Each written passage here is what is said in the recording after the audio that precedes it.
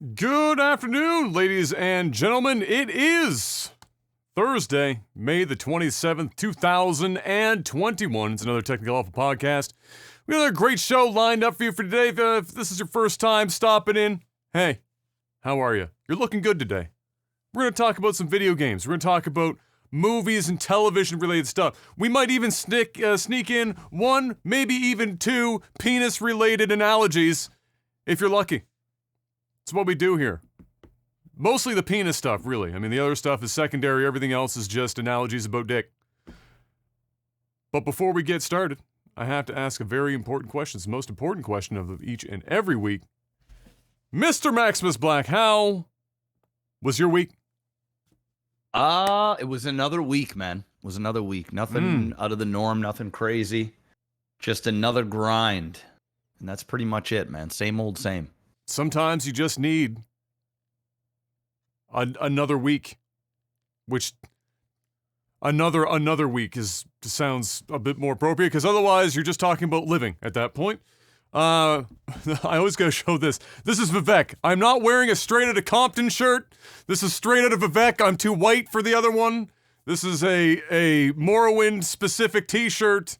Don't kill me. All right. So we got a great show lined up. I've got nothing crazy going on this week either, really. We were a bit late today, just because I was running around upstairs a bit, and Nan's got gout in one ankle and one foot on each side, so she can't really stand, she can't bear weight on her feet anymore, and so Dad can't just, like, YOLO lift her out of bed, with, like, dead weight, because she still weighs, she might be 99, she still weighs about 125 pounds, so you don't just, like, yeet that shit out of bed, and put them on the commode. So we were two-man lifting today and kind of getting that situated and trying to get the bedpan thing working and whatnot, because, you know, she's still up a lot in the night. So anyway, that's why we were a little late today. But otherwise, another nice day outside, and I've been personally, this week is another week for me, which just means until I get my doctor's appointment, my routine is I wake the fuck up, I make breakfast, I go for a walk, if it's sunny, which it has been this week, almost all week, which has been a blessing, despite the wind being kind of crazy.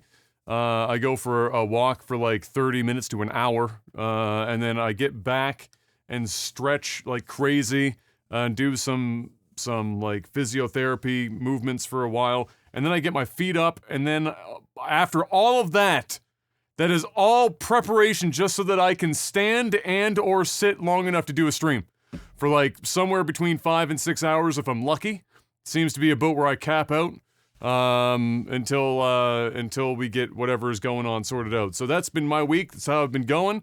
It's not been bad. You know, I can live with 6 hour streams. It's not the end of the world. We had 7 hours yesterday. That was the longest. We've been kind of ramping it up a bit over time. Not the end of the world. I like to get 8 in when I stream. 6 always feels a bit weird. But I like to get 8 in, but we'll get there eventually. But it's been nice. It's forcing me out of the house. It's forcing me to go walk.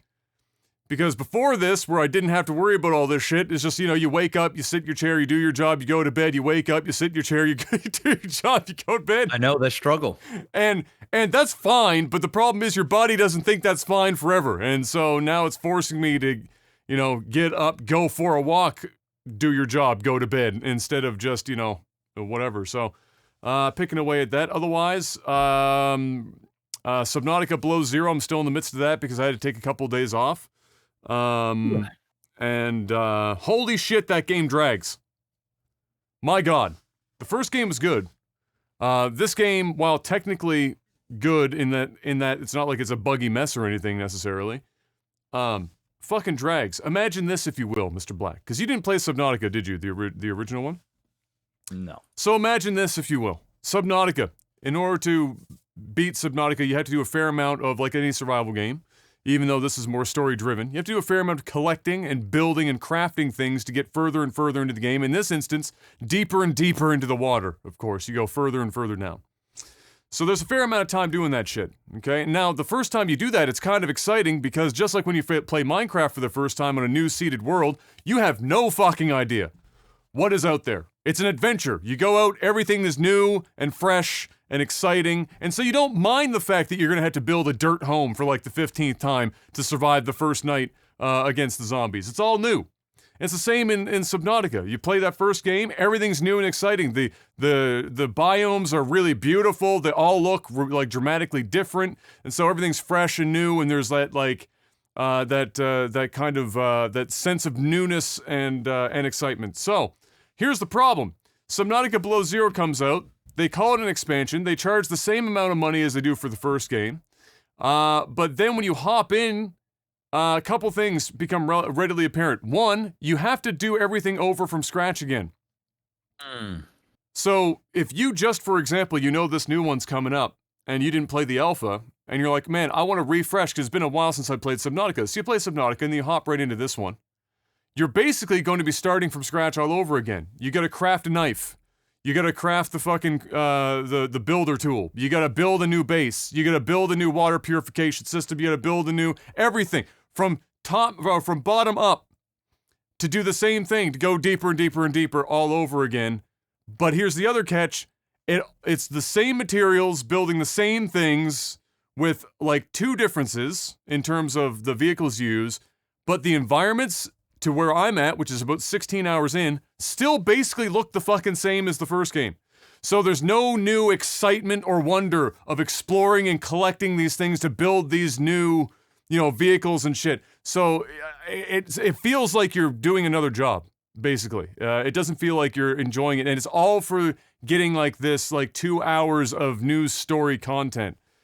So it's not ideal. It's not like the way I described it too on my stream was that, it's like, somebody might say, for example, like Adam's doing his full blown review right here for you guys. I gotta fill some time today, but we got like so Nordy. I won't be too much longer. So like Nord just said, isn't it normal for every game?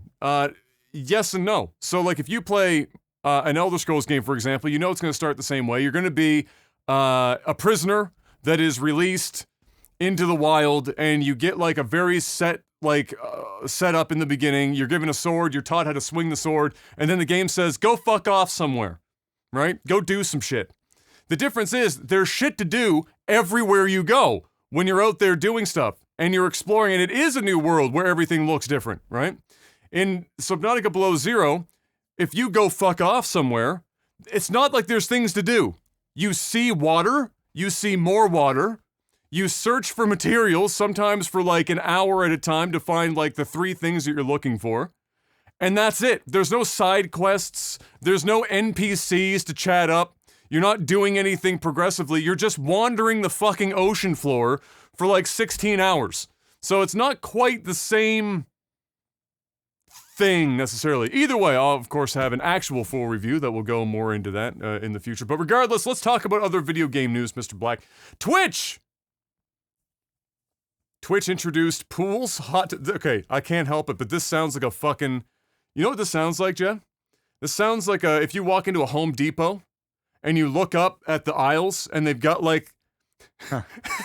they've got the description of every aisle. This sounds like a fucking aisle at Home Depot. Hear me out. Twitch introduces the pools, hot tubs, and beaches category. Oh, the mighty has fallen. The mighty have fallen. It seriously sounds like you walked into a fucking Home Depot and you're like, oh man, I really want to go for a hot tub today.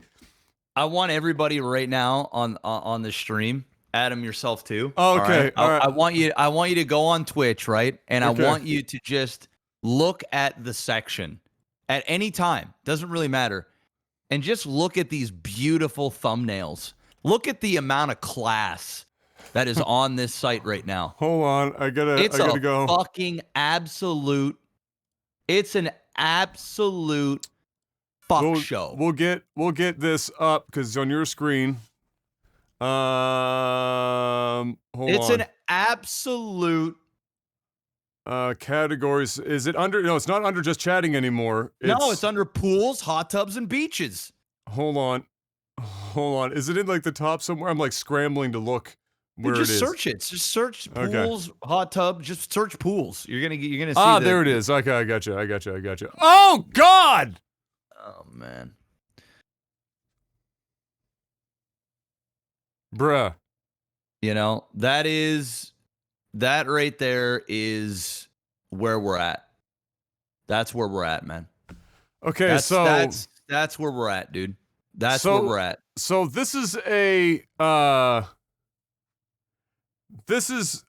Okay. You know what I find amazing about this? There's two types of streamers on this page.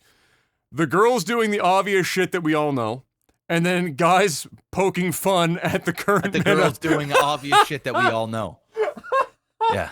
That's what it is. There's no like, dude, what is going on here? Dude, this is a weird place. What is this? What is this one? I don't know. Is she doing? Be careful. Be careful what you go and look at.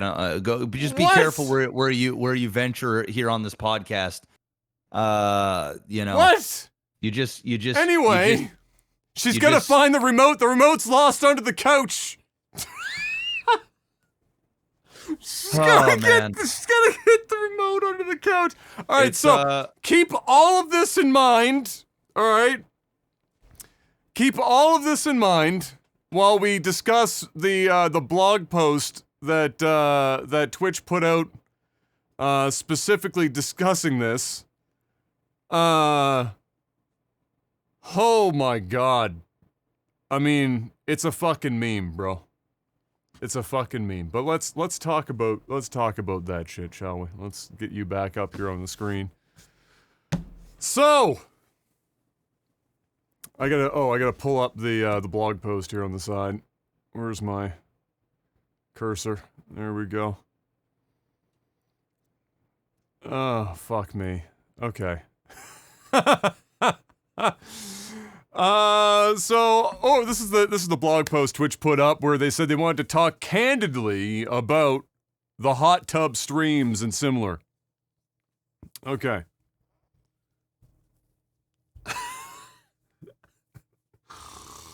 Okay, hold on. I gotta collect myself here. Okay. Over the past few weeks, we've seen and had many conversations about hot tub streams, and we want to address it candidly. The content brings up questions that are complex with few easy, clear answers. That is a bold lie, but okay. It's actually very, very easy. It's so cut and dry. It's so painfully cut and dry. We're approaching it thoughtfully and respectfully, which is why we've taken our time to address it publicly. Thoughtfully, huh? Thoughtfully. After a lot of internal deliberation. Given the nuances, Jeff, there's so much nuance. I don't know if you check that page out, but my God, is it ever filled full of nuance? Given the nuances, this is going to be a long post, but we want to explain in detail our thinking and approach as well as next steps, both in the short and long term. It's actually not that long of a post, if you're wondering. We're not going to read the whole thing, but it's not that long. No. It's not long of a post. Much of the conversation we've seen is focused on the people who are streaming this and similar content, including assumptions about their motivations and intentions. And we want to make a few things clear. This is the best paragraph Twitch has ever written, by the way. This is one of my favorites. This is top 5 Twitch paragraphs ever written. We want to make a few things clear. First and foremost, no one deserves to be harassed for the content they choose to stream, how they look, or who they are. And we will take actions against anyone who perpetuates this kind of toxicity on our service.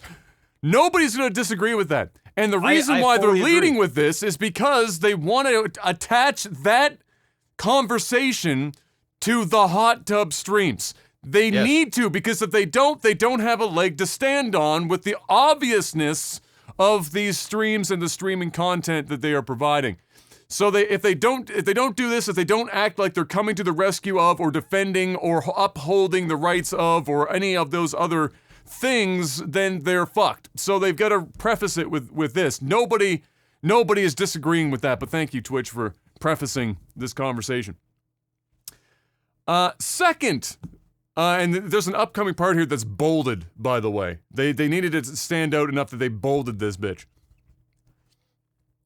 Second, while we have guidelines about sexually suggestive content, and this is the bolded part, being found to be sexy by others is not against our rules, and Twitch will not take enforcement action against women or anyone on our service for their perceived attractiveness. See, now that right there, that's the meat and potatoes. That is It's bolded, so it is them, the meat and potatoes. That is basically them saying this. We understand that there are females that are wearing next to nothing, humping blow up bananas and whatever else stuff, and bending over because they lost a remote for 20 minutes, bouncing on their chairs like this, going, and doing whatever they do because it happens. It happens on the regular. What their cop-out here is saying, listen, not everybody perceives this to be sexual or sexy. Some might, but not everybody. And so because you may have something perceived as sexy, it doesn't necessarily mean that we all do. Or that the streamer should be taken as if it is sexy. When their actions are very clear. Universally! It's actually not even debatable. It's literally not debatable. What they're doing. All right. That's like saying two people having full-on intercourse live on Twitch is not sexy because there are portions of the population that are not swinging the way of the couple having sex on stream. There's always going to be a fringe case of somebody that you could say, well, since not everyone finds it sexual, it's not overtly so. It just so happens to contextually be the way that it is.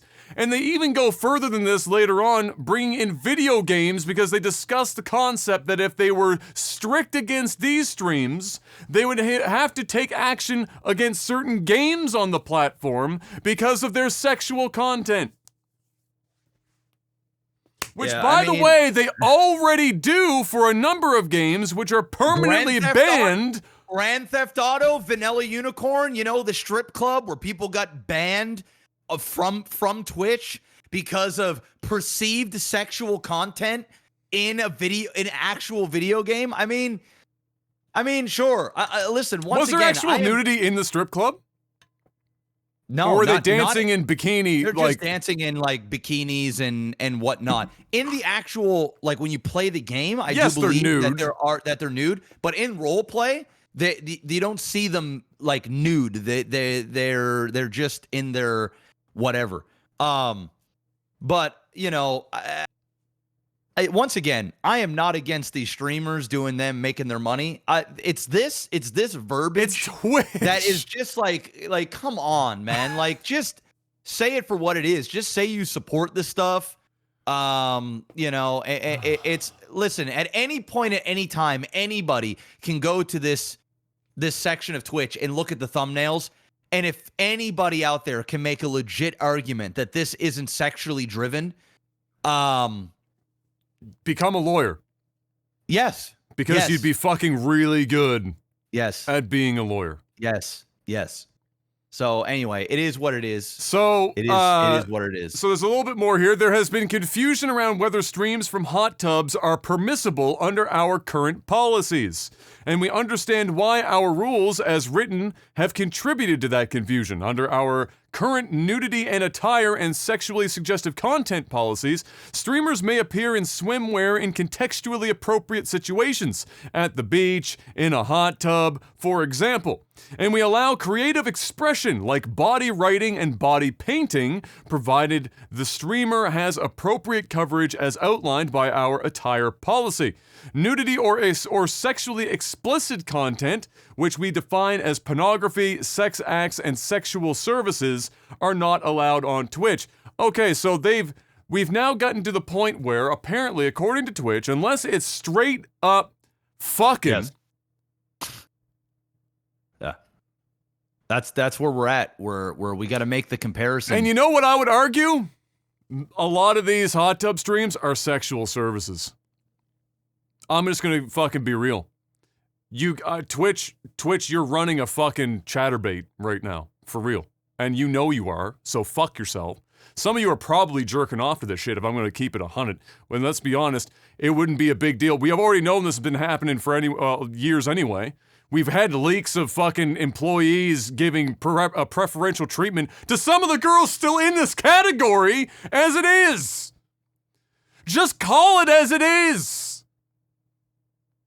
Nobody has, and nobody with a straight head on is coming after the girls for this shit. They do whatever the fuck they want to make. If I was making that much money a month to sit in a hot tub, I'd fucking do it too. Because it's smart. I'm ordering a hot tub. Yeah, you're ordering one. I'm getting in on. I'm not sexy, but no. I mean, you never know. Hey, it could happen. Hey, I might be. I don't know. I might be sexy. I don't know. I'm gonna tell you right now, ain't nobody want to see me without a shirt on. Listen, bro, I'm gonna be that guy in the section pretending to be like the other ones in the section for the lulz, man. It's just gonna be it's gonna be, you know, it's gonna be the meme. Listen. Once again, I'm gonna play devil's advocate a little bit. All right, I am all for this category to be on Twitch if they want it to be on Twitch, right? What I'm not buying, and what the majority of people that I've seen on Twitter and people discussing it, they're all going. People with a functional brain. They're all going, bro. Just call it what it is, man. Just call it what it is. Honestly, dude, the play would have been to just make a separate site connected to Twitch, link up the profiles, automatic partner them, and let it go wild, because you're muddying these waters. And it's, once again, it's one of those things where, you know, on one end, somebody's getting in trouble for doing this, which is very minimal compared to somebody that's doing this. And, you know, this thing of what is considered to be sexual or sexy by someone else is not for someone else. I mean, you could make that argument for virtually anything in the world. Yeah. You know, you could have somebody that is, you know, that you know, is I don't know. You can make the argument for anything. And yeah, there's always going to be an exception. There's always going to be somebody that thinks. And I understand that we live in a world where you got to cater to all people at all times. And you can't exclude the minority of the minority of the minority of the minority. What minority are we talking about here? When the vast majority, I mean the 99.99%, know what it is for the 0.0001%. What are we talking about? It's a bunch of women that are milking men, mostly teenagers, and shut-ins. And dudes that just like tits, because there's lots of them, who are giving them money to write their names on them and call them daddy and call them prince and call them their queen, and they bend over the webcam, and half of them got boob jobs to make it even be easier, because that's smart, because you make more money. But you know they're writing it off. You know they're writing it off. And that's genius. Yes, it's genius. Do it right off your boob job. You should. Absolutely. Anyway. Do that. But Twitch, we all know what's going on here. It's got nothing to do with the shit you've written here. Are you serious? You put a new category in place specifically to silo advertising. That's it. This is not about, like, clarifying or giving them all a place to be. This is a money play. You like the money that they bring in. You like the money the advertisers that are going to want to advertise on them bring in, but you can't fucking intermingle a lot of these advertisements, which is why you had to take ads off of Amaranth and then put it on later on after you had created a new category, and now you can book those with different advertisers that didn't come to you and want your non-existent fucking nuts over the fact that you had all this shit on your site, front and center, front page, suggested material from anyone, any age, any time, because you like it. Stop acting like you don't. All right. Stop! There we And go. I gotta call out our man, DJ Wheat. Oh my Stop God. covering! Adam, Stop! Don't okay. say, don't talk about it like it ain't a thing. Don't divert about all the time. Don't try and make it about different conversations than it is, DJ Wheat, because this is not it. And if you say you don't watch the content, then don't talk about it. If you don't know what's going on the site, then just don't talk about it. And if you want to talk about it, you should probably know what's going on. If I open a stream of those right now, 1 in 5 of them are probably going to be overtly, blatantly sexual, talking to somebody that just donated or subscribed. In seconds. Seconds. It doesn't take a lot of research. You don't need to hire a third party to go out and do an audit on Twitch's content and shit. No! You just brain power, please.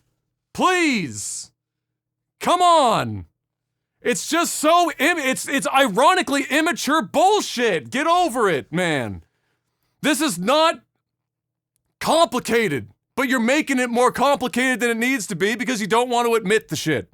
And it's embarrassing, and you should be embarrassed, professionally and otherwise. Honest to God. It's fucking brutal. Anyway, women, go make your money. So swim in it. I want to see a hot tub stream of Amaranth where she takes all of the advertising money from the last 6 months that she made sitting in that hot tub, cash it in ones, put it in a hot tub, and go swim in that shit. That's what she should be fucking doing. Just swimming in money. Make it. Make it for as long as Twitch will let you do it. But I swear to God, every time Twitch comes down on a regular ass fucking streamer that's got something that isn't even in the neighborhood of overtly sexual shit, and they ban it, and Twitch is sitting there trying to twist the shit as if it's a real problem, my God, people better come down on Twitch like the fucking wrath of God. Because that shit's fucking heinous, man. I'm so tired of the shit.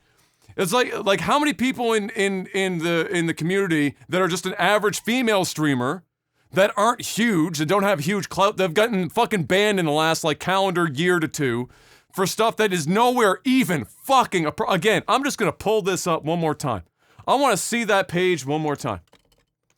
Because think about all the people we've talked about on this stream. We lost them, boys. He's gone. He's gone on now. This stream, on this podcast, that have been banned for not even remotely overtly sexual shit. Not even remotely. And then you go here, like girls in like fucking like sports attire. Look at this. What is this? Come on.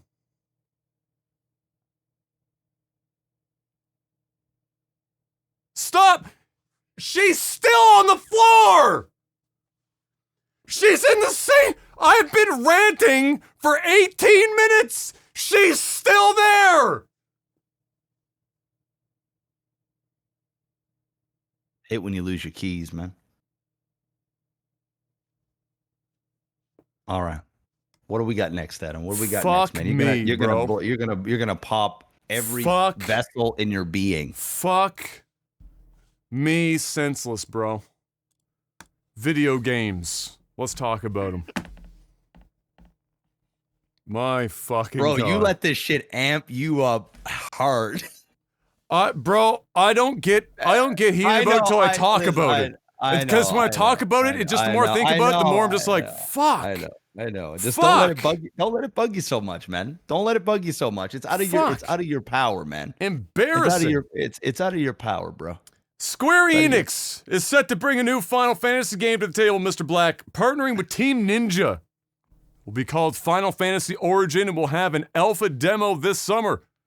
Will hit PS5 first before PC afterwards, and it's rumored to be, as the name might suggest, based on or in the time period around the first Final Fantasy that was on the NES way back in the day, the one that saved the company way back in the day. So obviously this is going to be way more action-oriented. It's Team Ninja, so I mean we're talking about like Ninja Gaiden type shit, but in the realm of Final Fantasy. And this is interesting to me because while Final Fantasy have had like a lot of spin-offs over time that other developers have tackled, other like outside of Square Enix. You know, like a host of like chocobo racing things and all that kind of like fluffy shit. There's not been a lot of times where they've, at least off the top of my head, where they've actually given what sounds to be AAA status to somebody outside of their studios. And to have such, you know, and to take it outside of JRPG bounds, so to speak. Not been that many times. So, Team Ninja, that's a big pickup. I'm sure a lot of people are going to be very excited to play that, especially if you've been a fan of like the action-y stuff that they've been doing with the last couple of games. You know, since Final Fantasy 15 specifically, the combat, despite being still not truly turn-based, but still like the ATB system, is super action-y, right? It's not the true turn-based stuff anymore. So this is going to be another evolution of that. And I suspect as time goes on, the mainline Final Fantasy games will get further and further into the action combat realm, or if you want to call it that. And this will, if it does really well, will perhaps even speed that up further, where they say, okay, well, Team Ninja knocked it out the park. Let's try and take some of that action-y stuff and incorporate it into the mainline games. So yeah, I mean, I haven't played a game from Team Ninja in a hot minute. I don't know what their track record has been like as of late. But I'm sure they're going to be capable of putting out something relatively worth playing. It's going to be a while before we see this one, but yeah, we'll talk more about it as it develops. But does that something, as an old school Final Fantasy fan that is out of the Final Fantasy game really at this point? You're going to play Remake, of course, but I think you said you were going to wait until the whole thing is out. It's out. So it's out. So do you prefer the action-y stuff that's been happening within the series, or would you prefer to I like the action stuff. I like the action stuff, yeah. Yeah, so does this strike you as something that might be interesting? No? Nothing? No, not for me, no. All right, that's fair. No, but I do like the action stuff. Yeah. I'm going to end up playing Final Fantasy Remake with my son, but when he's like, 10, 30? 11 years old. 30, 30. It's going to take a while. It's going to be a while. That's probably when I'll end up enjoying my Final Fantasy. Yeah. And God knows how many, like, if they do more of these intergrade type stuff in between, how many games this is really going to encapsulate by the time it's all over. Holy shit. It's going to be quite an anthology. And I'm just waiting for the end, it's going to be like, all of them are out, and then you wait 2 years or a year more, and then they're gonna put out like the whole fucking. It's gonna be like the Harry Potter collection, where you're gonna have an entire shelf on your in your room dedicated to Final Fantasy VII Remake. It'll be something like that. Dragon Quest fans also got quite a treat this week, as they got a slew of great news, including Dragon Quest Quest 12 being on the way, so the new Dragon Quest is forthcoming. And more specifically, and this looked kind of dope, and I wanted to watch the trailer here with you as well, because it's not very long, maybe a minute and a half. Dragon Quest 3 is getting a remake. It's called Dragon Quest 3 HD 2D. And those were kind of the highlights of the spin-offs and games announced, but I'm just going to switch over to the trailers thing here. Put that there for now, and bring that up here.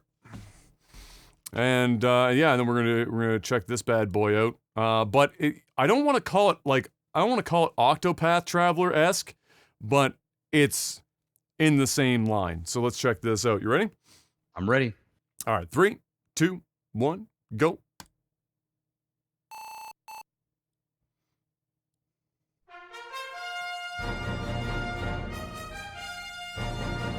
Look at those pixels. Way too epic for these pixels. They're going through the years, I think. So that was like 1. Now we're climbing up through here. It's loud as shit. That looks fucking dope, though. HD 2D. That's the new official term. You gotta go with it. That's the Octopath meme. So you can see how it's definitely Octopath-like. The sprites aren't done the same way, necessarily.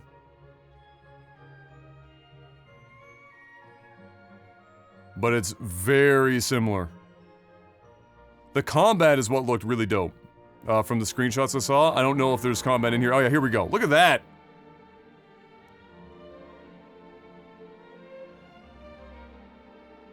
That's awesome. I love that, that, like, low-down, semi-isometric from the back view that they had there. Overworld looks pretty dope. Got a day-night cycle going on.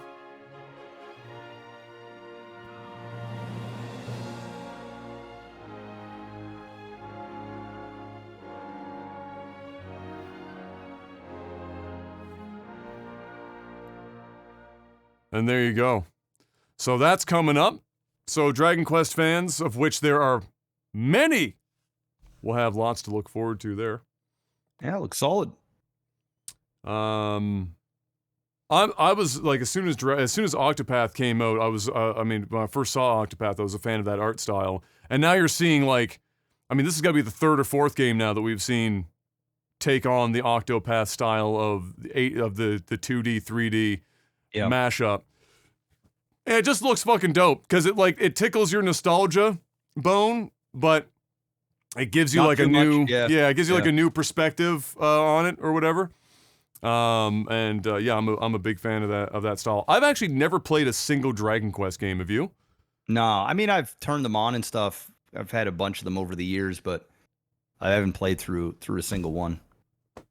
Yeah, which is shocking because I think I've played at least one of every other major well-known JRPG. It's just Dragon Quest for whatever reason, which is like, Dragon Quest is arguably the genesis of most other JRPG, at least for like enemies and stuff like that. The classic Blob and whatnot are all from there. Yeah, that's something I never did. So maybe I'll pick up the HD 2D remake of the third, given whether or not they're tied together. Like, I don't know if it's like Final Fantasy where you don't have to play the previous to know what the fuck is going on. You know what I mean? I have no idea if that's a similar concept there, but either way, I might give it a little spin. Next up, Nintendo Switch Pro or the new Nintendo Switch. I'm just guessing those are probably one of the two names they're thinking of because that seems to be the direction that they go with all of their stuff. Is slated for September-October release of this year and is likely to be announced before E3 as per Bloomberg. And I believe Eurogamer also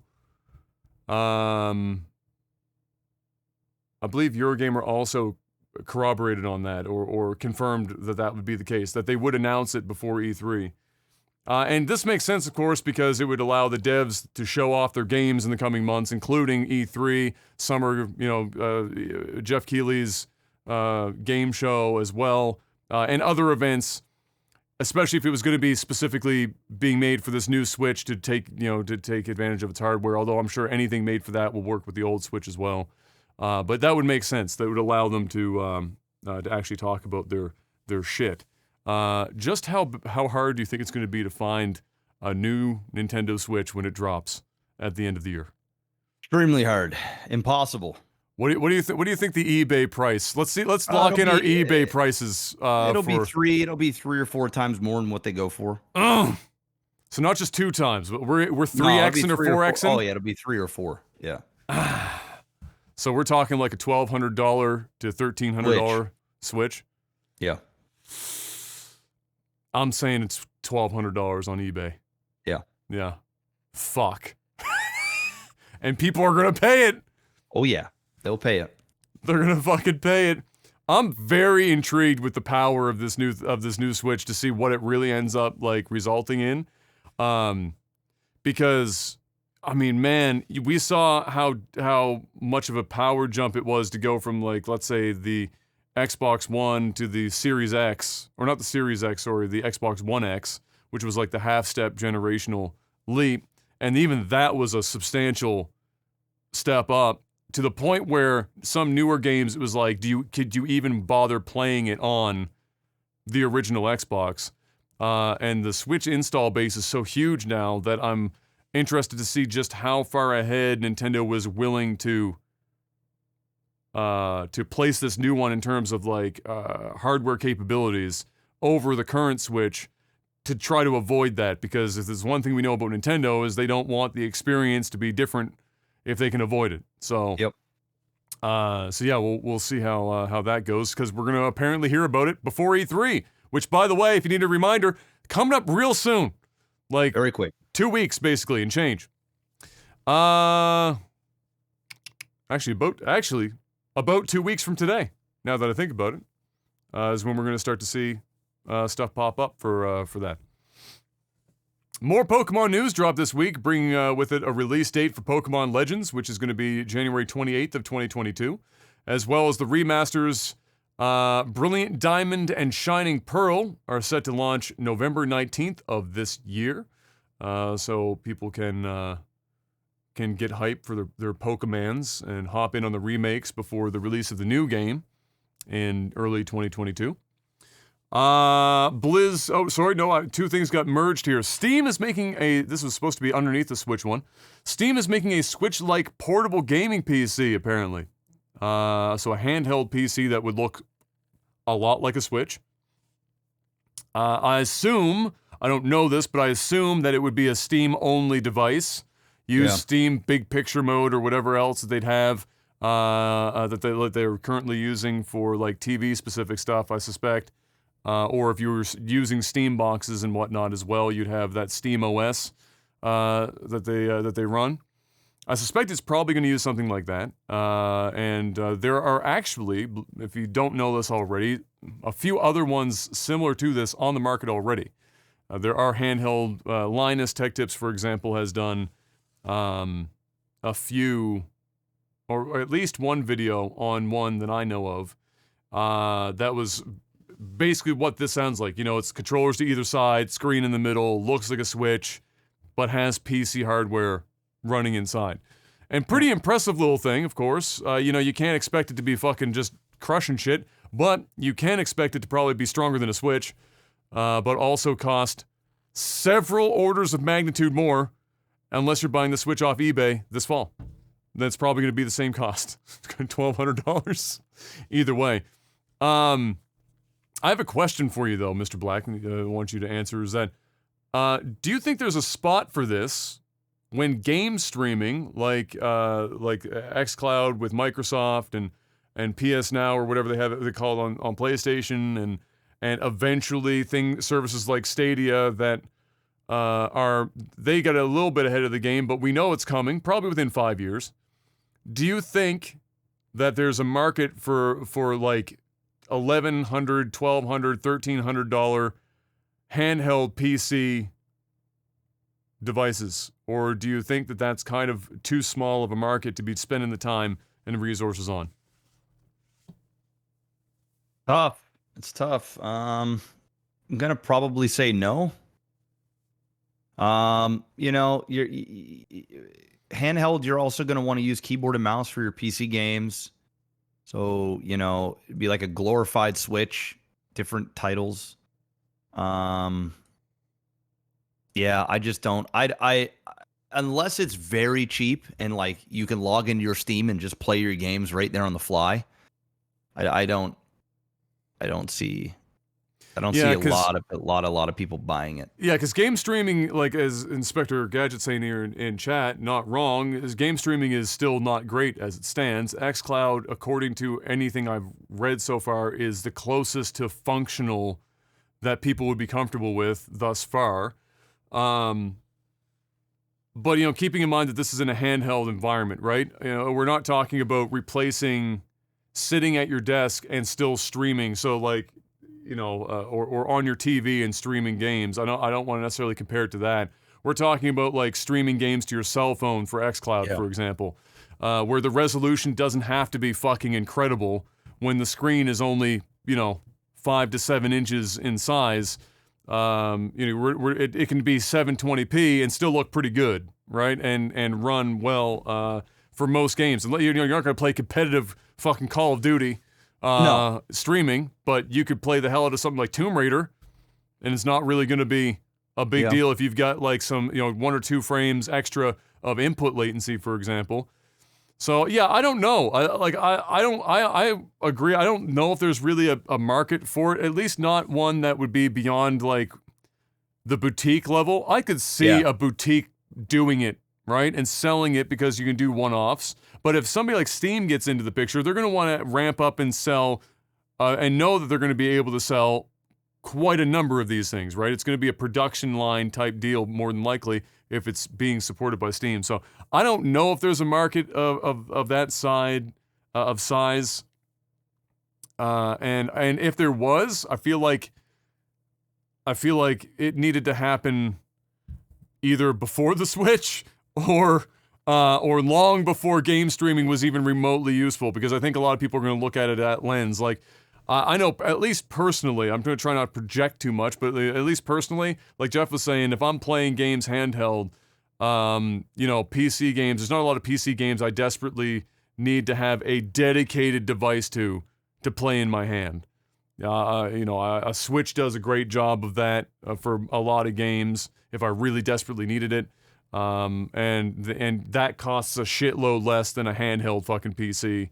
Yep. Just so that you can play like a handful of, because the games that you think about like a Switch doesn't do well, that would do well in a PC environment, are things that you would still want a keyboard and mouse for, like strategy games or anything that like requires a mouse for any 4X games. Get kind of not wonky, but they're not ideal with a controller. So yeah, I don't know. We'll see what happens. If anyone was going to make it successful, I guess Steam would be the one to do it. They have an operating system specifically for this kind of environment.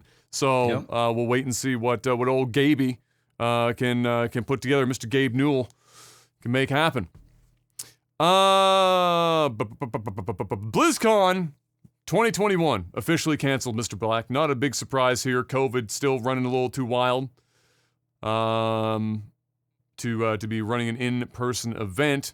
And to be honest, I think they're kind of happy about that, because I don't think they have anything to show anyway. They got bailed out by COVID. Yeah. And to highlight that, they announced there's a global event for early 2022. So if they had anything to show in 2021, they'd be showing it in 2021. But they don't, so it's in 2022. So yeah, they got a bit of a bailout on that, and not have to run like a big in-person event. So good luck, Blizzard. All I can say is good luck, Blizzard. Blizzard's been having a hell of a fucking go here in the last while. They're not doing so hot, man. Xbox and Bethesda's showcase is slated for June 13th. Will be a 90-minute show, hour and a half, focused on nothing but games, basically, and the developers making them. They announced that here just not too long ago, and so we have that date locked in. We're starting to get dates and stuff going. It seems like we're going to get lucky in that only one podcast is going to be right dead smack in the middle of some sort of major event. So we might have to move one podcast to a Friday, but otherwise we've gotten lucky this year, and not everyone is just cramming everything into a fucking Thursday slot, like we've been getting as of late. Like today, for example, there's a PlayStation thing showing off Horizon Forbidden West, and in 55 minutes from now, dead smack in the middle of our fucking podcast. Just seems to be the way it goes right now. This is the way everyone's choosing that time slot. So, but regardless, Xbox and Bethesda, I'm really interested in that. The first one since this merger, or not even merger, acquisition. We get to see what they really decide to show off here. So I'll ask you this. What do you think, since this is no longer just Bethesda standing on their own necessarily, what do you think that they choose to run with in their inaugural Xbox Bethesda show? Just the Bethesda side, not Xbox in general, but the Bethesda side. What do you think they run with for this one? I mean, I think they're going to tease the Starfield thing. Yeah.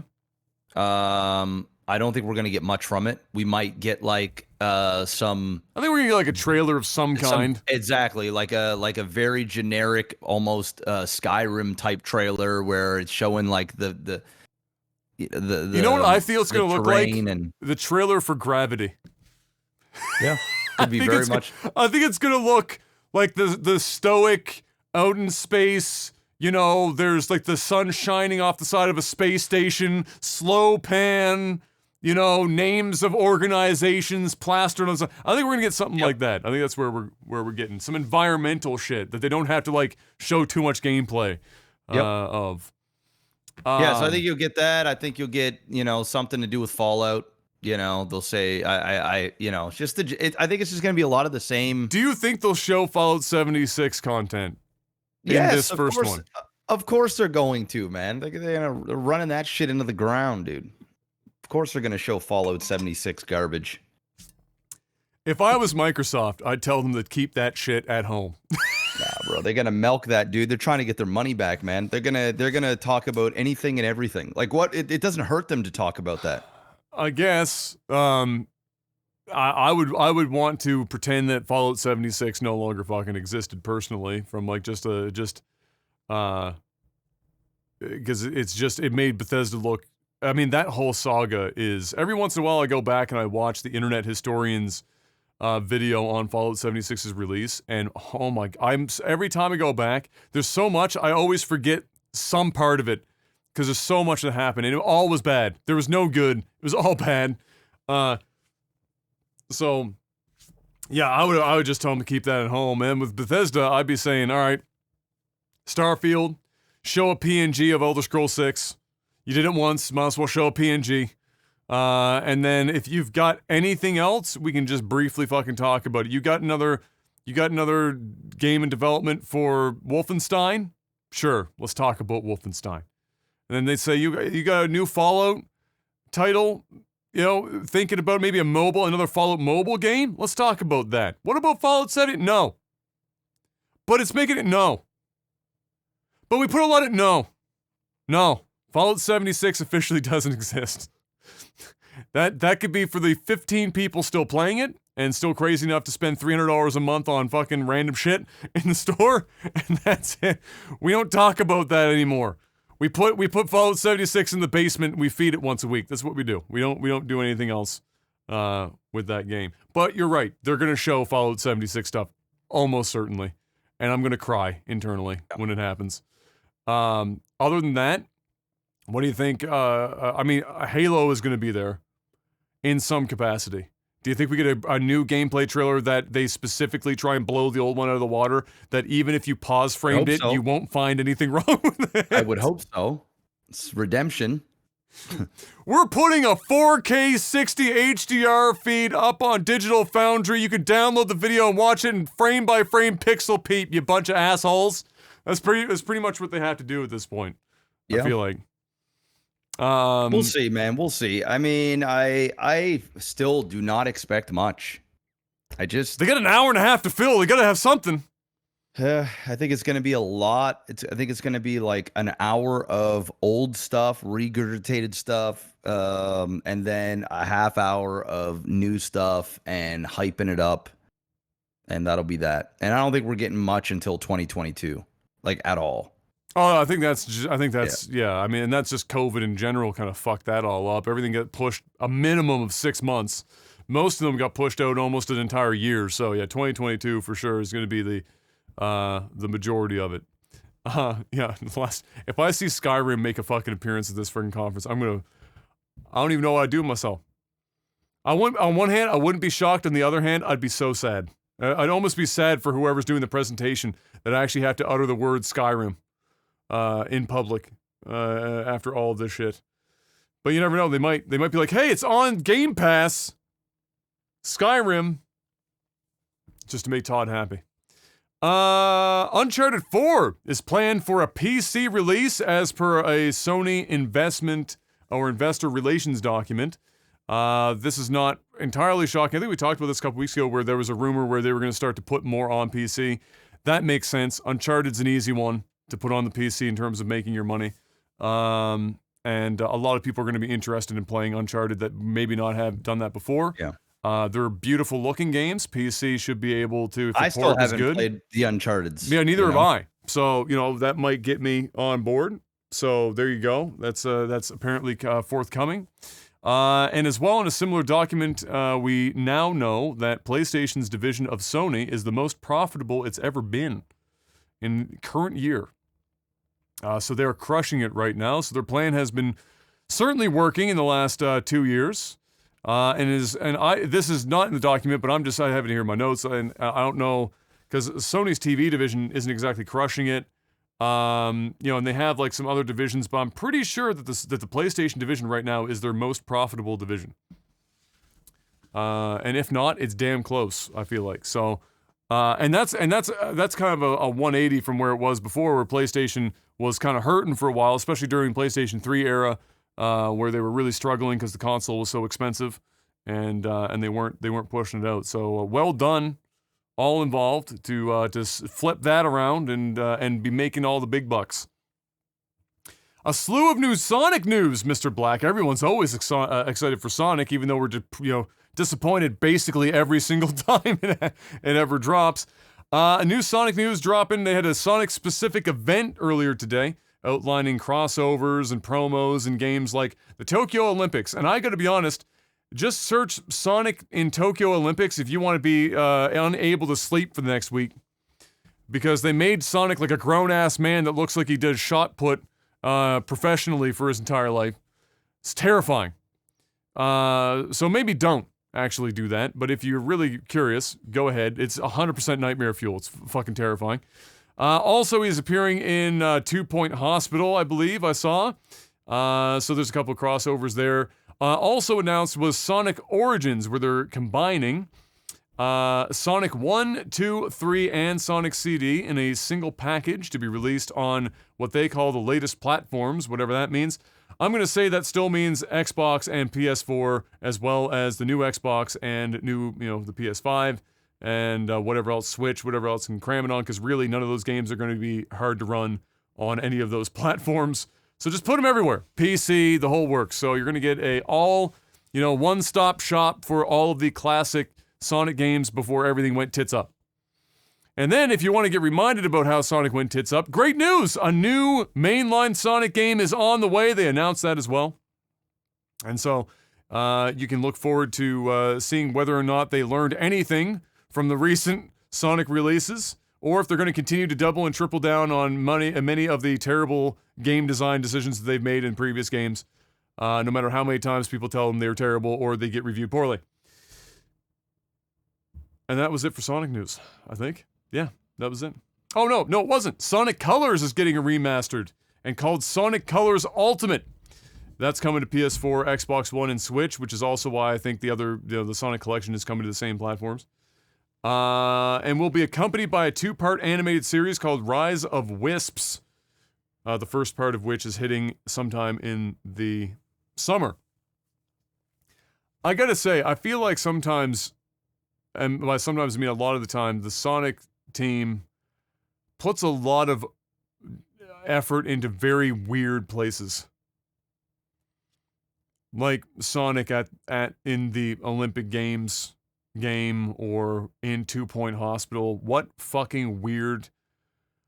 crossover does 2 Point Hospital and Sonic the Hedgehog have that would ever need to happen, or would even be considered relevant? Why? This is very odd things. Like, they really just, it's like they're afraid of success. Sonic's team is like afraid of making money. I don't know what it is about them, but bless them. And I wish them all the fucking best, because holy shit.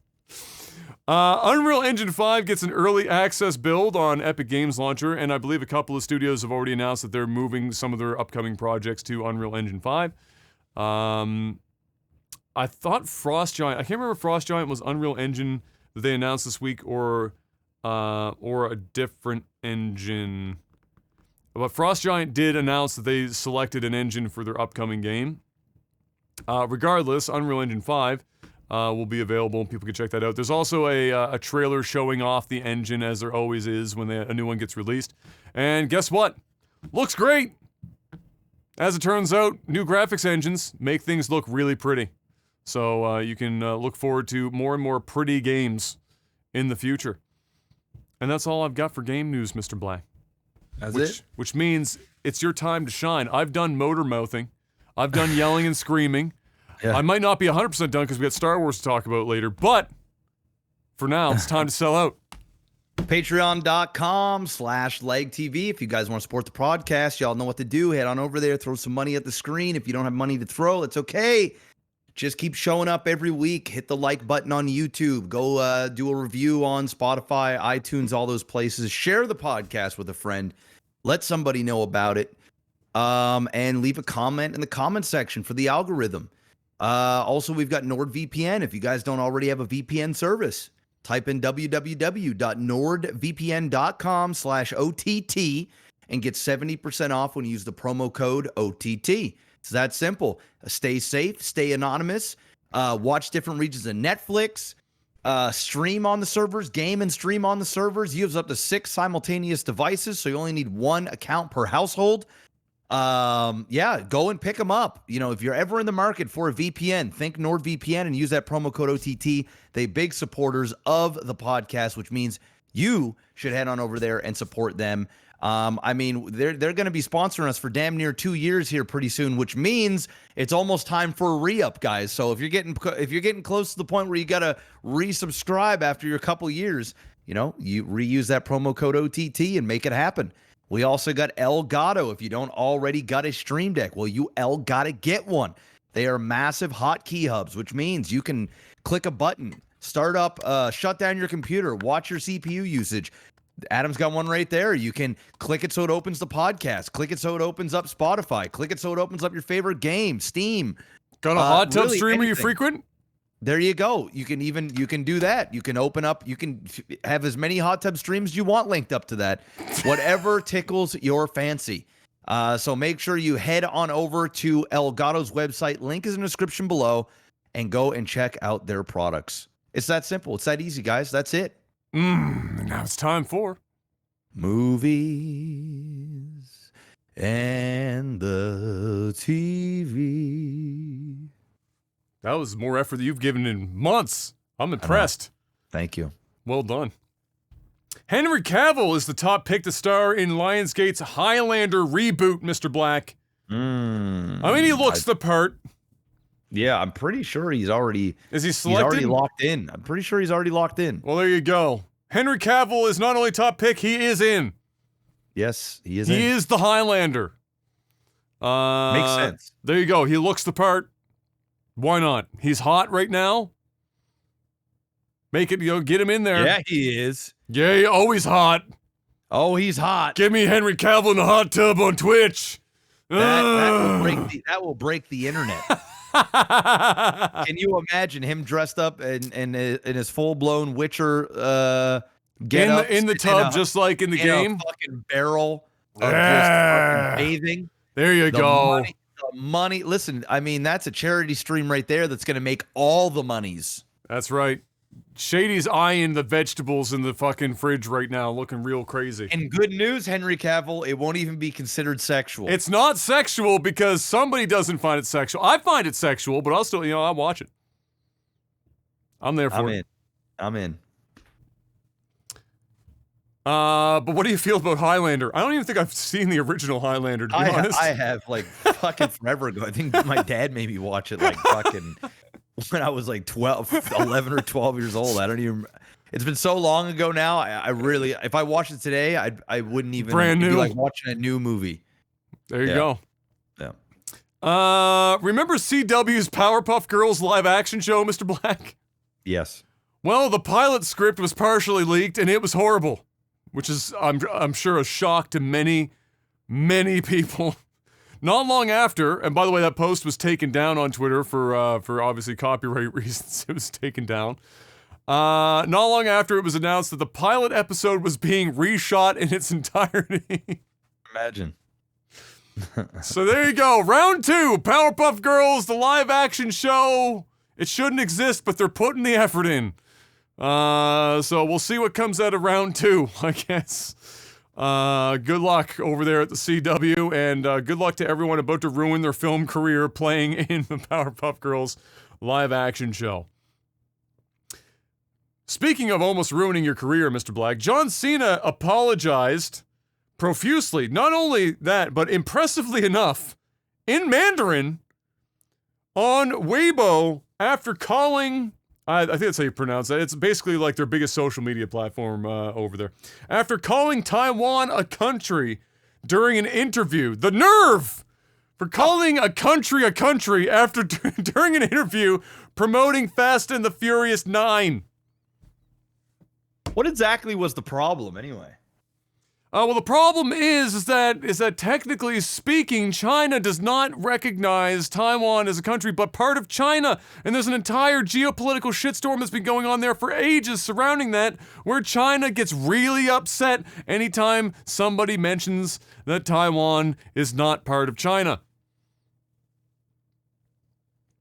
So, as we're trying to make this movie really big over in China, Mr. Maximus Black, if one of your stars accidentally up and says that a country is in fact a country, we gotta change that shit. Not only do we have to do that, but John Cena's gonna say that shit in Mandarin. I want you to apologize now, Miss Cena, and do it in Mandarin like you mean it, bitch. How dare you? Fast 9 made a shit ton of money over here in China. You wanted to keep making money? Say sorry in Mandarin and don't fuck up the enunciation while you do it, bitch. Dude, look, this is the world we live in, man. Whipped! This is the world. Whipped! This is the world we live in. Suck bro. that tiny CCP penis. Get it in. And you know, Universal was like, yes, do that, Cena, now. Apologize now. Now. You better do it. They probably hired a translating coach, a proper teach him how to say it. Teach him how to say it in just the most like you'd close your eyes and you'd think he's Chinese. Take number 415. Yeah, let's get it perfect. Let's get it perfect. God. No, I know. Okay, so the funny thing is he actually does speak Mandarin. Coincidentally, came in handy here.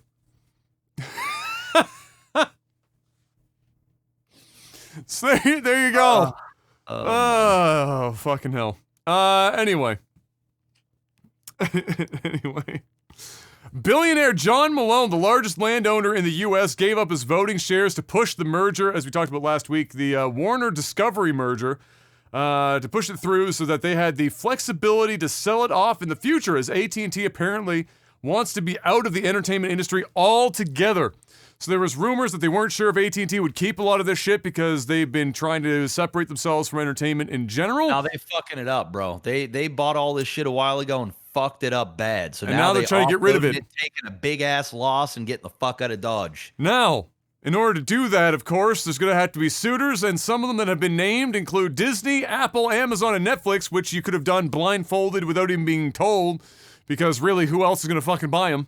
Now, what that means is that in some crazy fucking dystopian future, there is a possibility, however small it may be, that Disney could technically own both Marvel and DC at the same time. Yeah, that ain't gonna happen. But yeah. Can you imagine the fucking shitstorm? Comics would die. Literally all at the same time. Be dead. There's no way that's gonna happen. No way. But yeah, no, it's crazy, man. The whole movie industry and streaming, it's all shifting.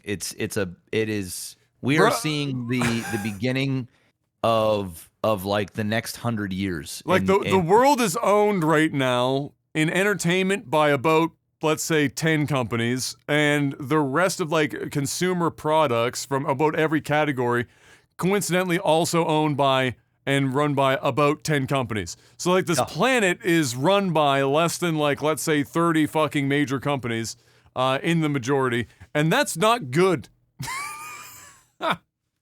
That's never good for anyone. Fortunately for them, it's such a spider web of companies owning companies, owning companies, owning companies, that by the time that you, like, if you were to actually talk to the average person and go all the way up, that none of them would know that like one company owns like 3/4 of the brands that they use every single day of the week, and they think that the brands are just their own company floating out in space. Yeah, holy shit. That's not great, but it's the future we're going towards. It's all the ones that we memed about in movies since like the fucking 80s, and it's all coming to fucking fruition now. So buckle up for 3 companies owning the world, coming soon in 2050.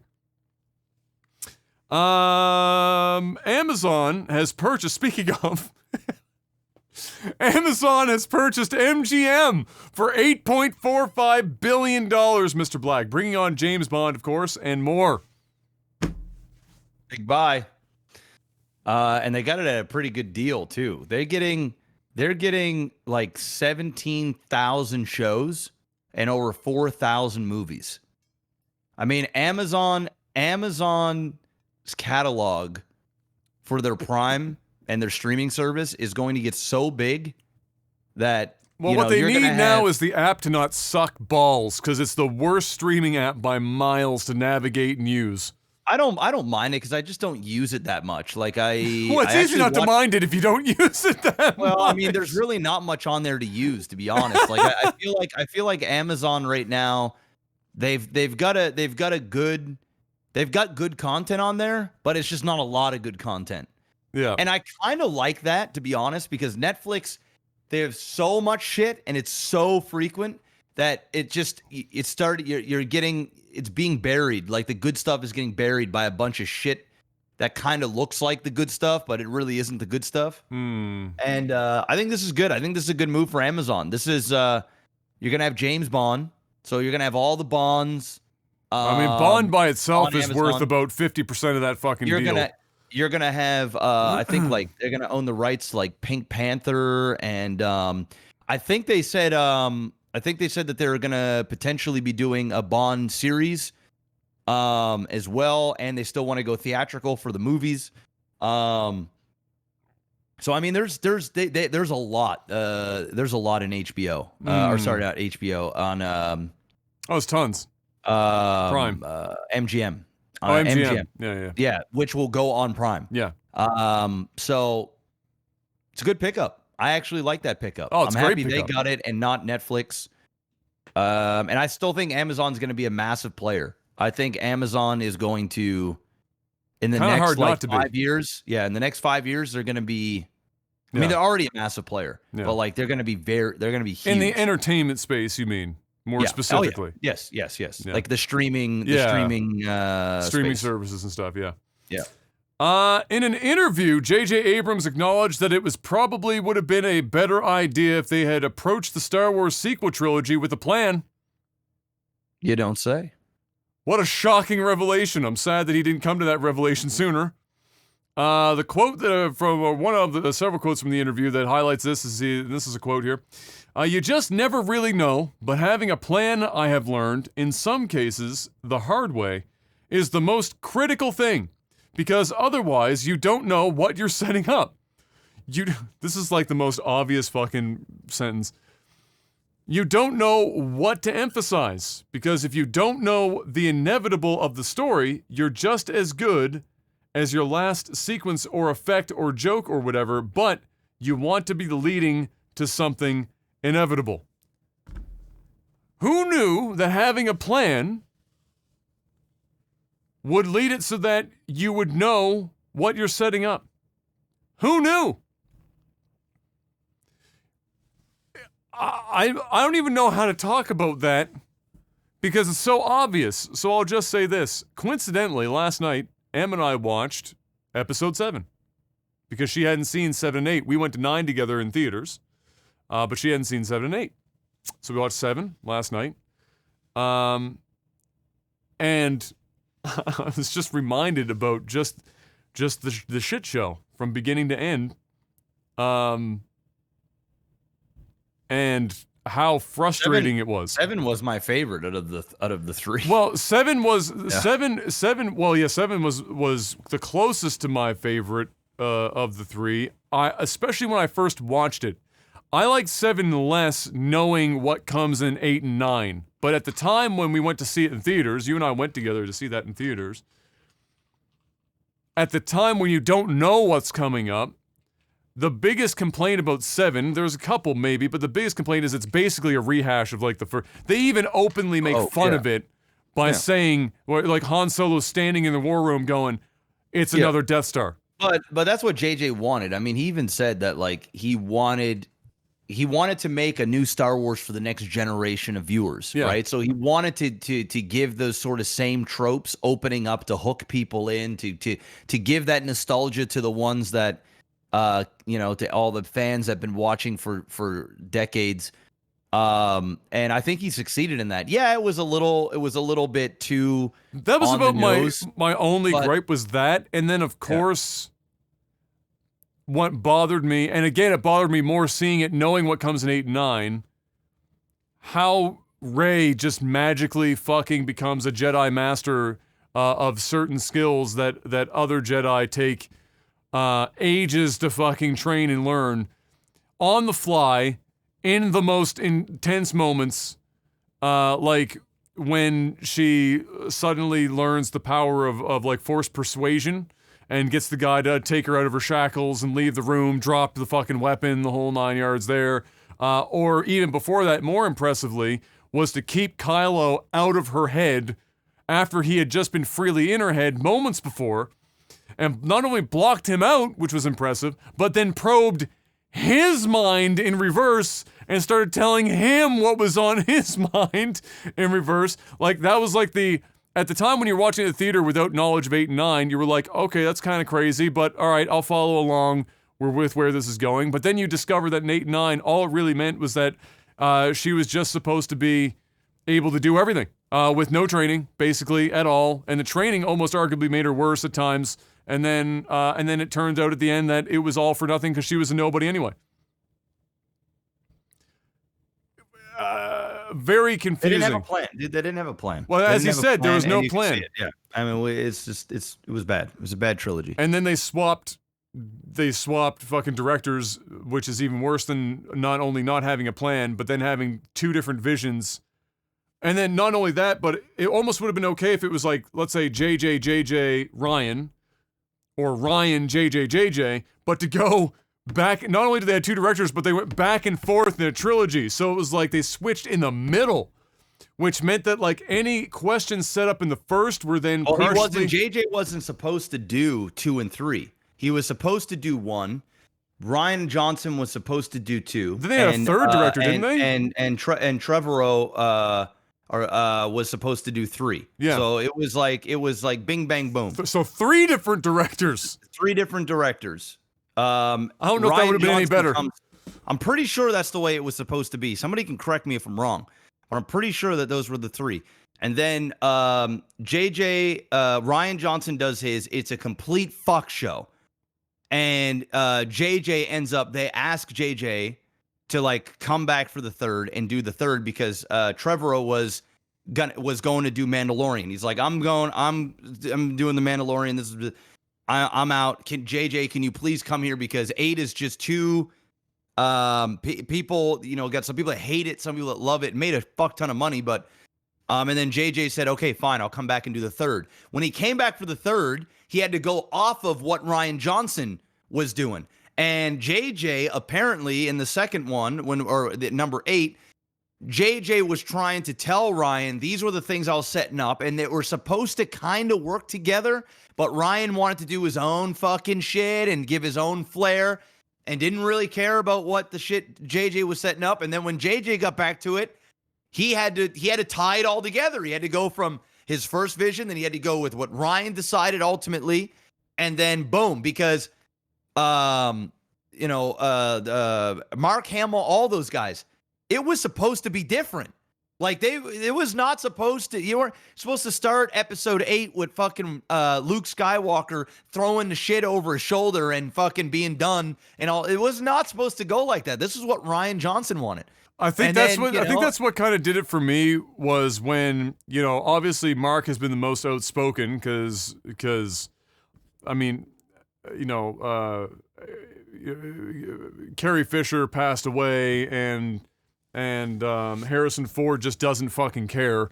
So, or he doesn't care enough to say anything. He showed up. He knew he was happy. Kill me. He's like, get rid of me, please. Kill me, so I don't have to continue. And I like that. It made sense to kill because these characters are passing the torch, right? It makes sense. So it was good that it happened anyway. But as soon as like everyone has like a lot of discourse about the JJ versus Ryan thing. And it's not that I think that JJ did a sterling job in the first movie in terms of setting stuff up for Ryan to take over in the first place. And there is obvious points in both Ryan's and then JJ when he came back for the third where they partially, it's not that they partially like kind of undo each other's work, but it's done in a way that was like very childish. Like the lights, you can't tell me that the lightsaber over the shoulder thing that they did at the very beginning of the second movie was not a direct fucking call out to JJ from 100%. Ryan and 100%. saying, we're going to do this Ryan's way. And it was not about the story, because then when you hear Mark talk about that scene and several other scenes, you quickly understand that while Mark might not also agree with everything JJ did, the whole thing was a shit show. And if you just gave, like, and what I'm confused about is that you've got Mark Hamill, who is one of the smartest brains in the entertainment industry, that was the face of one of the faces of this entire original trilogy that everyone's dying to see come back in this thing, and you don't pick his brain and run with that shit? Like, you have the ego to think that you can fucking outdo Mark Hamill at his own character? For real? Seriously? And Harrison Ford, who Mark said it would be if he wasn't so like quote unquote not actually lazy, because he's not lazy, but if he wasn't that like laid back whatever, a phenomenal director.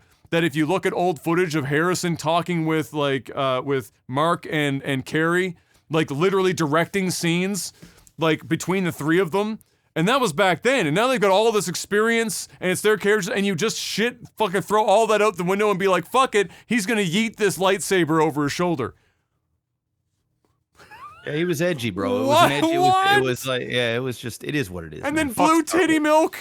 Come on, now. I'm over Star Wars, bro. It's just funny as time goes on. You hear more and more actors, directors come out and start shitting on the fucking Star Wars. They all had to put on a face. The only one who didn't put on a face was Mark Hamill. Yeah, he's the only one. Yeah, on the damn red carpet, the dude would be like trolling. It's long. You know, there's milk and it's blue. I have more words than the second than the episode first, 8. Yeah, episode 8. Or 7. In episode 7, I have at least twice the amount of dialogue. Like, the dude literally was depressed. You could see it in his face. He hated the fucking movie, and he was only there because of contractual obligations to be there. And the moment he could fucking run out of there and cry, he did. So yeah, I mean, it is what it is. That shit is dead, bro. Good Godspeed with the next trilogy. Godspeed. That's it. Yeah. Where in the fuck is my mouse cursor? There it is. That's actually all I've got in movies and TV. That's what we watched. That's what Em and I watched last night. That's it. I watched Greenland last night. Ah, how did that go? It was a movie. It was Gerard Butler. Starring in an Amazon movie. I don't suppose he was an army guy. Actually, not for one time. What? One time, he's a family man. Impossible.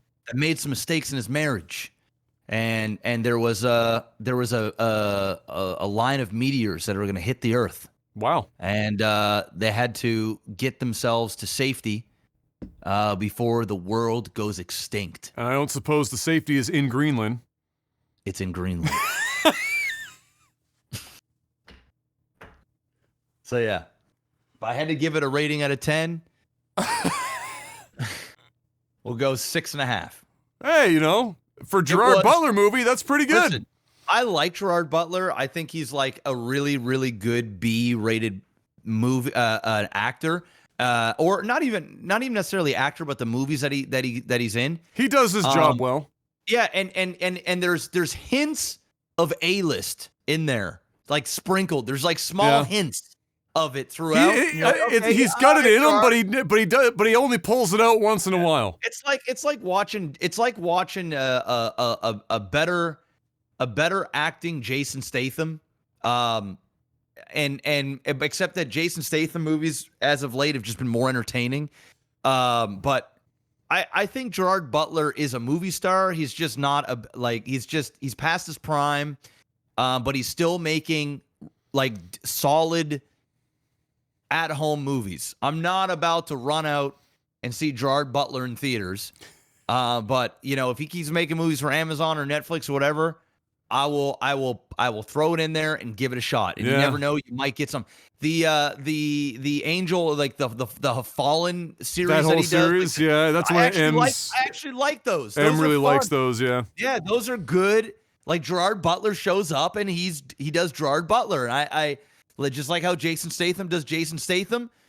I fucks with it. So yeah, you know, I gave it a little look-see, and I didn't hate it. It was a little long, but you know, and but overall it was okay. He stays in his lane and he knows how to do it. There you go. There you go. Sometimes that's just what you have to do. That's it. And that's all we got for that, which means it's time for Tech support. Patreon.com/LagTV if you want to financially support this podcast and help us continue to do this show. Well, you get a couple of perks, and one of them is for $10 more a month, a few things there, one of which being the ability to ask us questions because for some reason you want us to answer them.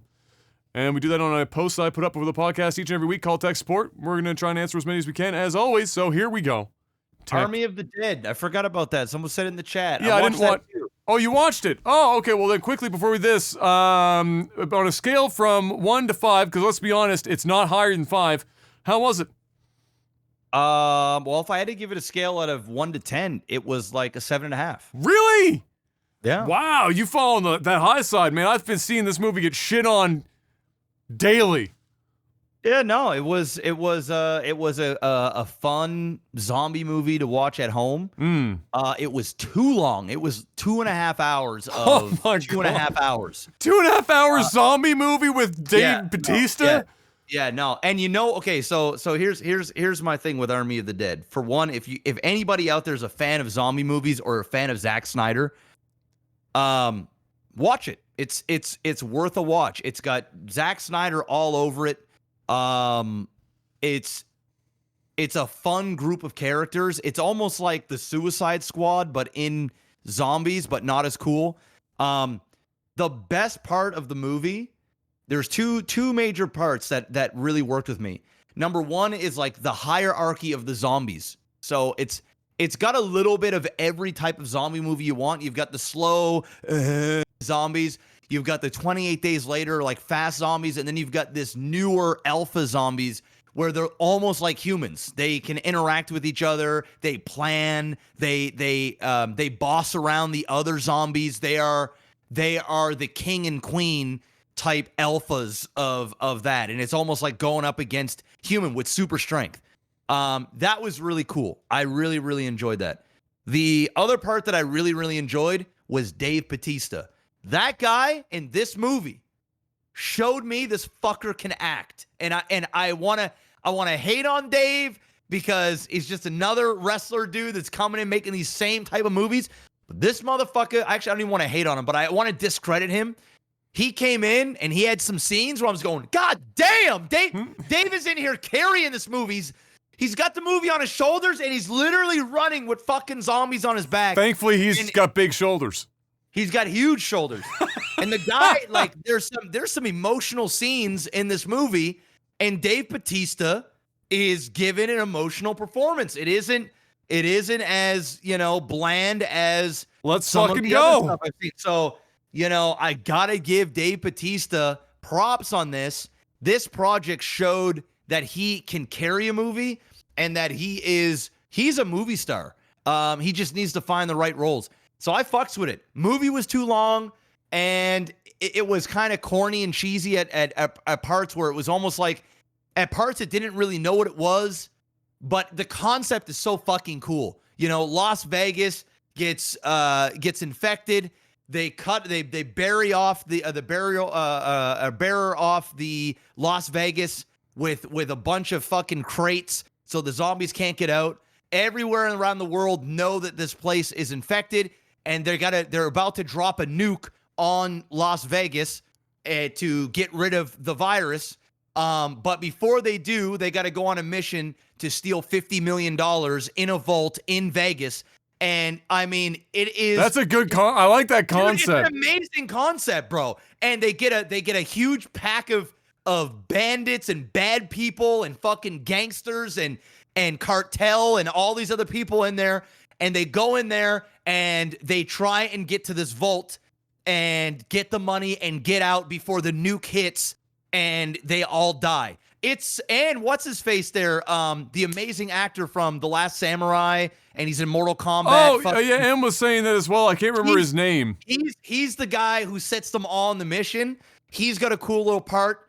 It's a brilliant script. Like, not the script, the whole thing. The idea is like brilliant, and it's Vegas. So you're talking like, like fucking zombie lions and fucking, there's slot machines and cabaret and fucking, just Vegas filth. You know what I mean? Like it is a massive degenerate thing where anything goes. You've got the nastiest of the nastiest people in the most ridiculous zombie play yard you can ever imagine. It's such a cool concept. It really is. And for that reason, it's a 7.5 out of 10. Okay.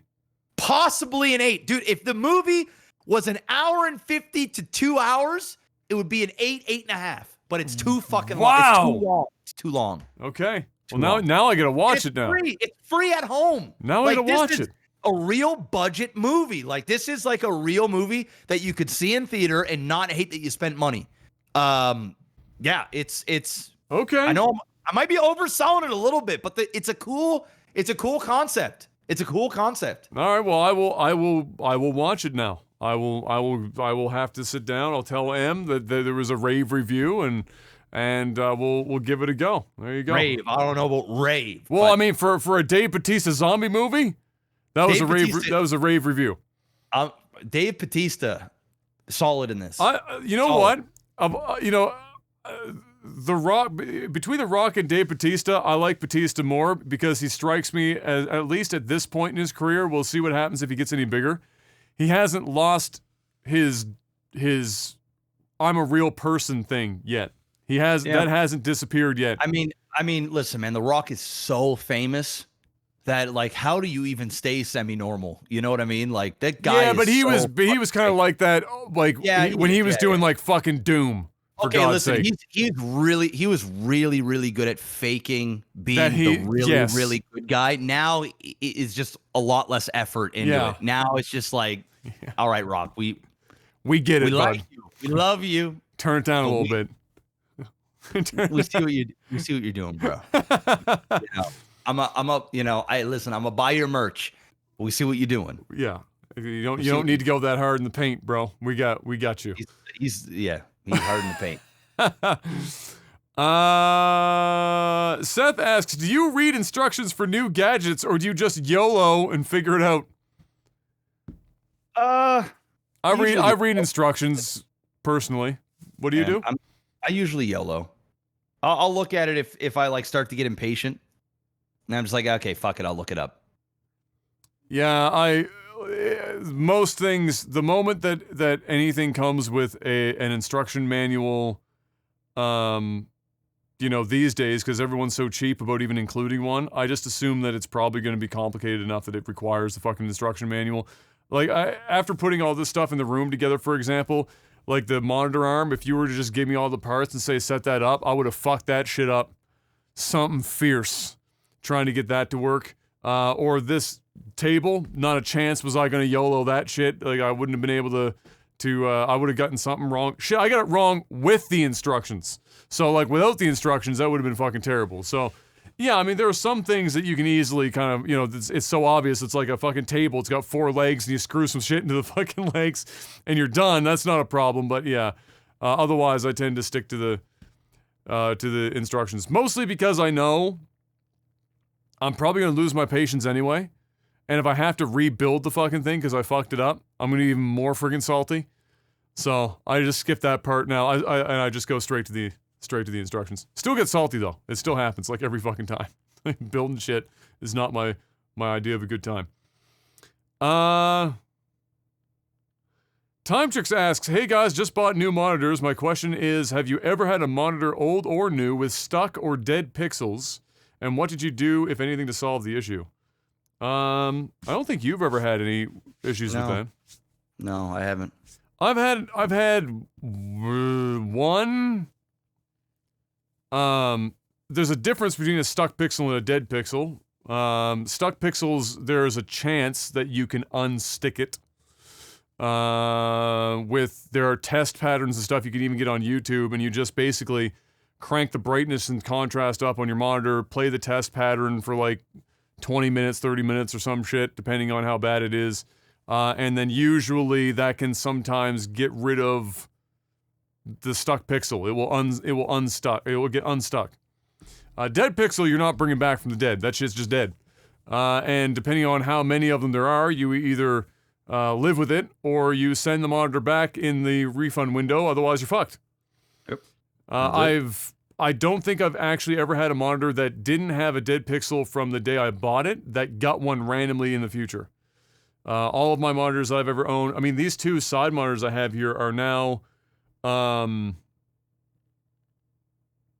a decade old, and neither of them have any dead pixels or anything of that nature. So, once you get one that works, out of the box, usually you're good. It's usually the whole monitor just fucking dies in some catastrophic way. It's not as common that like 2 pixels suddenly fucking kick the bucket on the monitor, but it can totally happen.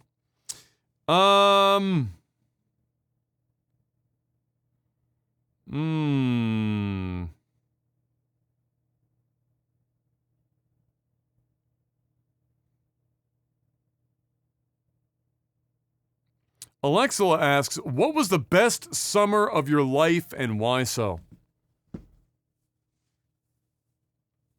Best summer of my life. Jeez.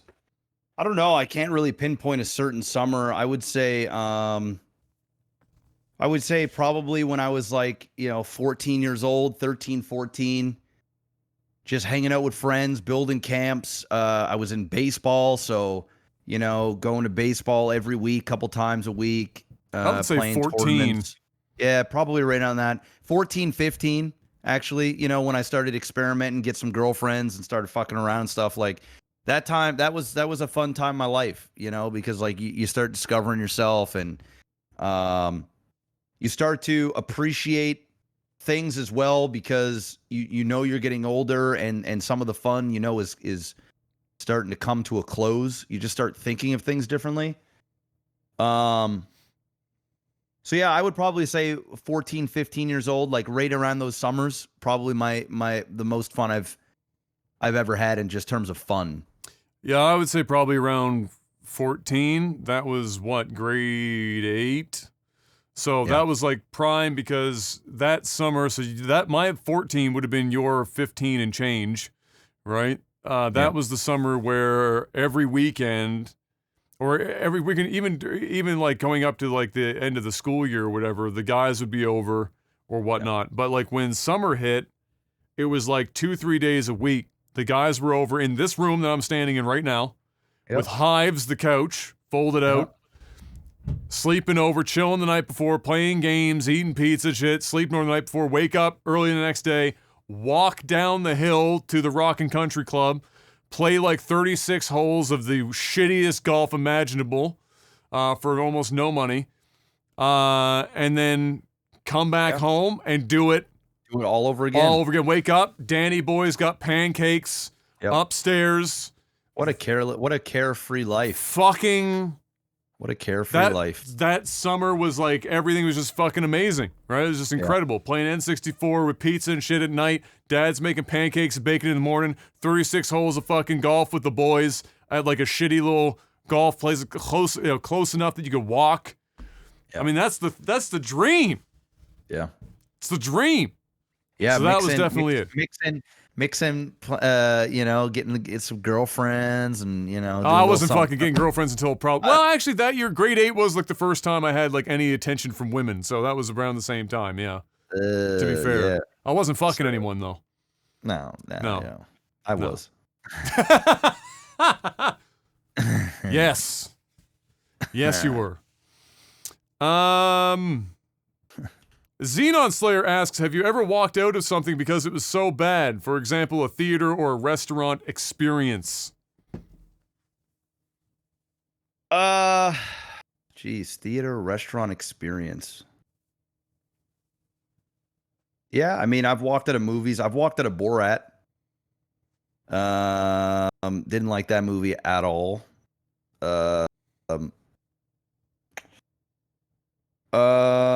I've walked out of dinners, just from like it just taking so fucking long. Where I'm just like, okay, I'm out. I'm not waiting 2.5 hours for my meal. That's just it. Cancel it. Like, I wouldn't just get up and leave. I'd just tell the waiter, like, listen, this ain't it. We're gonna go, fucking McDonald's. So I'm hungry. Yeah, I'm sure there's tons of things I walked out of. Because I'm just the type of person that, like, if I don't like something, I'm just leaving. Like, that's just, I'm not gonna force myself to sit through things I don't like. Yeah. I've thankfully never had a restaurant experience like that, and normally it would only be like Jeff's experience where the food took so long to arrive that we left before it would come out. Because once you get your food, even if it's shit, and I've had lots of shitty restaurant experiences once the food is out, I'm not the asshole that's just like, this is doo-doo butter, and then leave. No, like, you pull a Karen or whatever. Yeah, you don't pull a Karen. You just eat whatever you can out of it, and then you say, you know what, I'm good. I wasn't feeling it. Always pay for the meal. I'm never somebody that sends something back. Yeah. I'm just like, this ain't it. I'll pay for it, but thank you, and then that's it. And that's like, I'll just look at that restaurant and go, do I really ever want to go back here? Basically, it's because you got one shot, more or less, of a really bad experience. As far as movies, I've come close a couple of times, but I was with friends at the time, and so it was like one of those things where it was like, all right, well, we're all here. I walked out of Avatar: The Last Airbender. Walked out of, those were like the two movies that I walked out of in the last, geez, it's probably been like 15 years now. Borat and Avatar. Yeah, good. And I went to Borat with friends. I basically walked out of Borat and then walked into another movie because there was another movie that was starting like not too long later. So I just left that one and went and watched a different movie because I was like, fuck this. My friend stayed in Borat, and then The Last Airbender, I just bounced. I said, this is fucking hot garbage. I got like an hour, 15, 20 minutes in. I said, I'm out. I'm surprised you made it that far, to be honest with you. Yeah, I'm out of this. This is awful. What was your worst? This is my question. What was your worst restaurant experience from a food perspective? Did you ever have like just a really shit meal somewhere? I don't think I've had a restaurant experience that was just like horrendous. Like that was just like scarred me for life. Yeah, I didn't have anything like that. I've had two that stand out to me that were just like really disappointing. One of them was coincidentally, I think it was one of your birthdays, honestly, possibly. We went to Steakenstein. Oh yeah, yeah. And I ordered a New York strip with garlic mash and green beans. That's what they had there. And you would think at a place called Steakenstein that they'd be smashing a New York strip out the park because it's like the easiest fucking steak in the world to cook. Like you can't. I thought previously you couldn't fuck up a New York strip. I was wrong. It is possible. Step one is don't trim the fucking steak. Step two is when they ask for medium rare, give them like medium going on well. Step three is in the garlic mashed potatoes. Use red potatoes so that when you mash them, it becomes wallpaper paste, and then have more garlic than potato in said garlic mashed potatoes. And then with the green beans, don't actually do anything but walk the beans past the steamer to pretend like they were in there for more than 3 seconds. And also, don't cut the stems off of the green beans. All of those things happened at the same time, and they delivered me that steak and that meal, and I was like, my God. That was painful. And then the other one was Natalie and I went to a upscale, I can't remember what the name of it was. I don't think it's still open anymore. But it was like, at the time, it was relatively new. and it was a hot shot chef that had like a lot of notoriety and shit. And we spent like $200, $250, I think, on this meal. We didn't even get like fucking alcohol or anything like that. It was just like super expensive. And it was just, I could have literally made the shit at home. Like it was fucking, it was plated pretty, but like nothing of the execution was something that I couldn't have just easily done at home, which is like the like my number one thing. If I'm going to go out to eat, I'm doing it because I want an experience that I can't just do at home on my own time. And so that was rough. So I never went back there again. That was fucking brutal. Any advice? Steve Hopkins. We got a broken heart, I think, Mr. Black. All right. Let me see if I can mend it. All right, put it back on here. Here we go. Any advice for surviving a long-term breakup? Both of us have had one of those. Also, do you think exes can be friends? These are the usual questions that come immediately following a long-term breakup, Mr. Black. Dr. Phil Black. What do you got? So let's ask what was the first part? How do you get over? Advice for surviving a long-term breakup. All right. Well, surviving it is stay occupied. So, get out there and do things. I know it's a little tough right now with COVID, but get in there and do things. Yeah. So, whether that is surround yourself with friends, play some video games with some friends, or if you can physically see friends, depending on where you're at or whatever. Work out, exercise, start feeling good about yourself. Focus on you. If you're not already in shape or whatever, instead of just eating that extra tub of ice cream, go run on the treadmill, lift some weights, get swole, feel good about yourself. That's the first and foremost. Also realize that, the other thing is, don't go on his or her social media. Don't do it. Don't do it. Don't go there. That place is going to infect your mind. It's a bad place. Don't go there. You don't need to know. You don't need to see your ex-girlfriend talking to some dude or liking some dude's photo or seeing how much fun she's out there having with her friends and all this other fucking shit. If you have to, remove her from your social media. Remove her. It's over. It's done. The relationship is done. If it's actually done, it's time to move on. It sucks. And it's almost an impossible thing to envision when you're with somebody for years and then all of a sudden they're gone. But it's going to make things easier. It just will. It's going to make things real tough at the start, but it's also going to make things a lot easier. So just preoccupy your mind. Take care of you. Go out there and do some of the things that you wanted to do that you weren't able to do when you were in a relationship. Pick up a hobby. Do something. And just don't sit there and obsess, because you're going to end up breaking and doing something stupid and calling this person back up and playing this fucking game or whatever. So, that's that.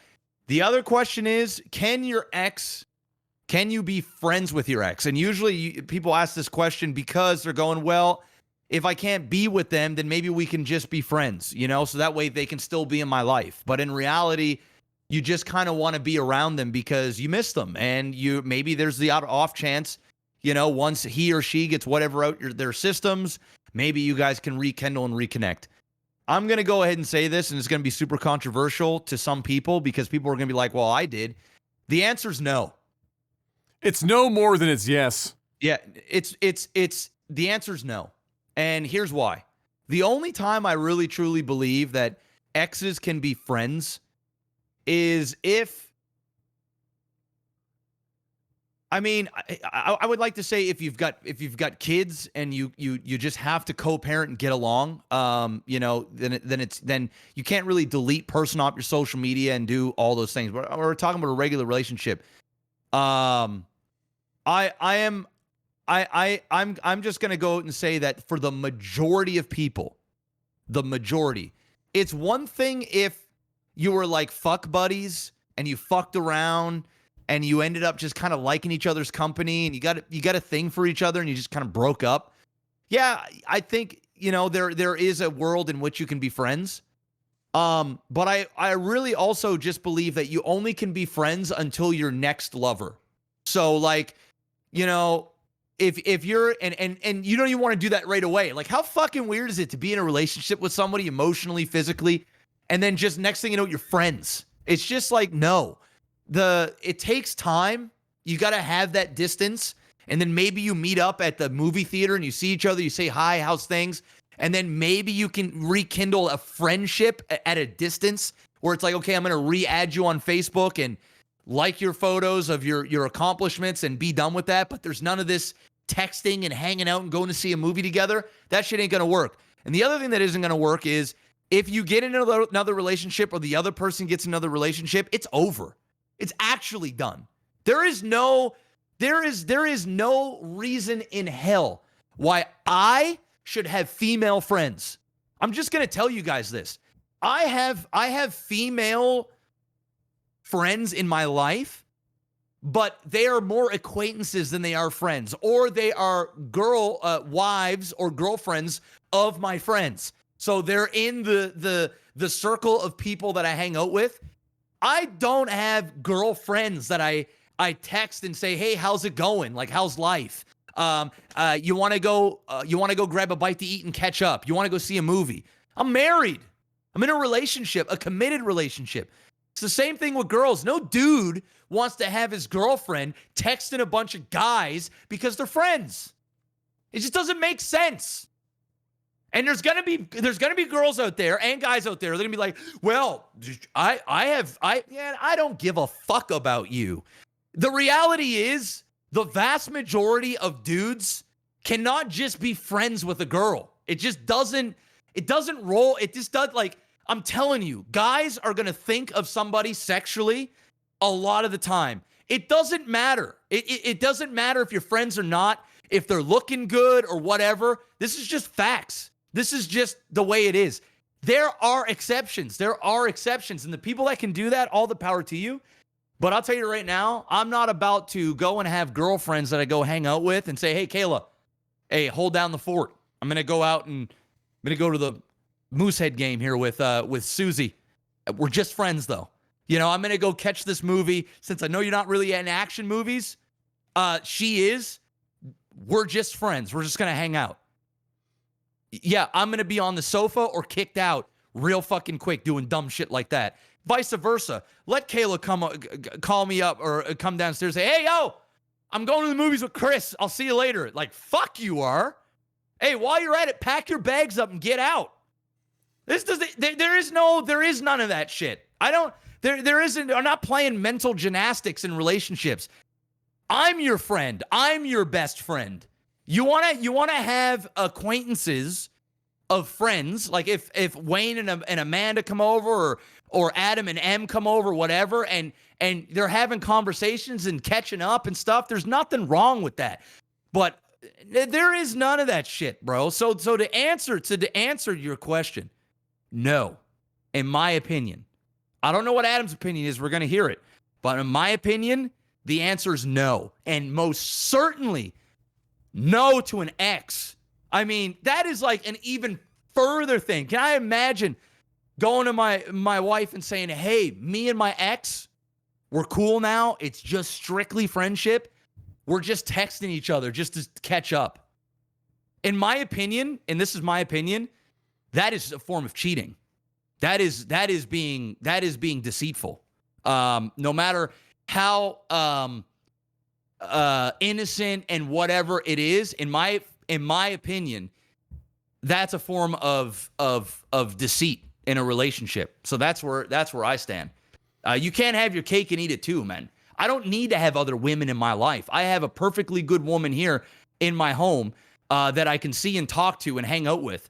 It doesn't mean that I can't engage at all with other females. It just means there is an extreme healthy amount of distance between what I would consider there is no talking behind my wife's back. It's everything is going to be done in her presence so she can see everything at all times. And I don't even have to consciously do that. I just do it because it's the respectful thing to do, in my opinion. Okay. I'm done. Okay, I wasn't sure if the pause was to No, I'm follow done. up. I'm done. I mean, as far as like the surviving a long-term breakup, pretty much everything Jeff said is what I would say. It's you gotta focus on you, and do some stuff that you maybe weren't doing when you were with them. That doesn't mean that like necessarily the assumption is that she was telling you not to do shit or whatever. But you know, when you're in a relationship, the fact is sometimes stuff that you want to do is backburnered for the relationship, and that goes the same for the other side too. You know, things that they might want to do sometimes get backburnered. So, you know, if you've got a backlog of stuff that you wanted to do, that's a good time to do it. But you know, keeping yourself busy and spending time with some friends and just focusing on yourself is really the core of that, because the reality is that the reason why that, other than that being healthy for other reasons, the reason why those things are suggested all the time is like kind of the de facto ways of getting around or getting over long-term relationships is that time is the only thing that will get you there. And, you know, the thing is that time won't even ever likely, depending on how the relationship ends, fully get rid of it. It's just, you'll be comfortable with it after a while. It's the same thing as when somebody passes away in your family. And somebody's like, holy shit, how do I get over this? And the thing is, you do the same thing. You focus on you. You spend time with friends and loved ones, and you remember the good times, and then over time, you become comfortable with it. You know, I think the mistake that a lot of people make is that if the breakup wasn't, let's say, super cut and dry, like somebody cheated, you're like, okay, it's an easier breakup. It's not, I'm not gonna call it easy, but it's an easier breakup than if you just like the example I can give myself is that Natalie and I were together for 8 years, and we came to a junction where we went, wait a minute,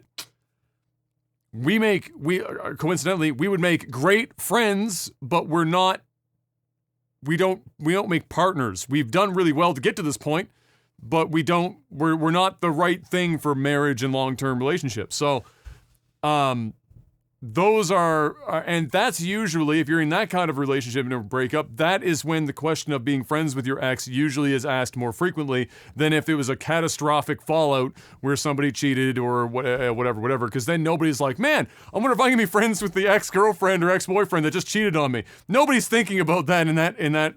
You know, that mindset, the frame of mind. Before you continue, it's like, you know, for example, you know, you and Natalie break up, right? And yeah, there's going to be some time apart and working on each other and doing their own thing. There may have become a time where you guys can still be friends, and I'm sure you don't hate each other. So I mean, in a weird roundabout way, you're still kind of friends, but you don't communicate because you know, now she's in a committed relationship, you're in a committed relationship. It's just, you just don't do that anymore. So I'll describe how my relationship is with Natalie, if that makes sense in the context of this conversation. I guess it does. Is that we text each other about twice a year, Christmas and birthdays, to see how our families are doing and to just say hi. That's the extent of it. I don't see her in person or anything like that. I had coffee with her 2 years ago. It was the first time I had seen her in 4 years. We had stayed apart, and we did that, both of us, intentionally. So you know, that's why when Jeff was talking about his thing, I said it's no more than it's yes. And when I say that, I mean it's like 99% of the time. It's a really fringe case. Natalie and I started dating in high school, and we were together for 8 years. So our families intermingled. We were like her family, I still consider to be, if they ever called me and said, Adam, we need you to do something, I'm going to go do that thing, right? Yeah. You're together in a healthy relationship for 8 years. That's just kind of what happens, right? So that's a really specific fringe case. And even with that, we still respect each other's space by keeping it to a text message, Christmas, birthday. And coincidentally, for hers and mine, that's within like a 3-month window. So we go like 9 months without actually messaging each other. The exception was COVID, where I checked in to see if her dad was okay and her mom was okay and whatnot, because her dad had just had like major heart surgery and shit. So I was just checking in for that. Otherwise, that's where it stops. And Natalie and I still consider ourselves friends for that reason. 8 years, our families are kind of like mixed together. Mom and dad, after Natalie and I separated for like a couple times in the first 4 years afterwards, they would see each other at the market downtown, and they'd have coffee together and catch up because it's like family at that point. But for her and I specifically, we had to keep it apart and separate. And that's the most important thing that Jeff was touching on as well, is that you might be able to, but from my experience as well, even though I'm the one that broke up, so I'm the one that called it. It wasn't Natalie, I called it. Even then, I needed to give myself a wide berth for a long time. Like years. Before I had sat down and saw her in person again. So, for the reasons Jeff brought up, even if you don't mean it to happen, if you're with somebody for a truly long time, and 8 years is a fucking long time, up to that point, it was like a third of my life I was with this person and her family, you have to give yourself a wide berth because you will fall back into a routine like that. When we had coffee, both of us were fucking crying like babies. We hadn't seen each other in 4 years. We were crying like fucking babies. And she was hiding her engagement ring at the table the whole time. She was covering it up until I looked down and I said, you don't have to hide your engagement ring. I'm happy that you're engaged, but that's what you do because you'll fall back into a fucking routine.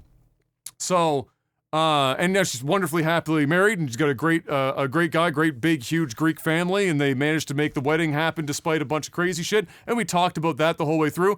But I joked with her, said, just don't invite me to the fucking wedding. I don't want to be there for that. I don't need to necessarily see it. But yeah, it's a thing that when you're with somebody, you fall back into it.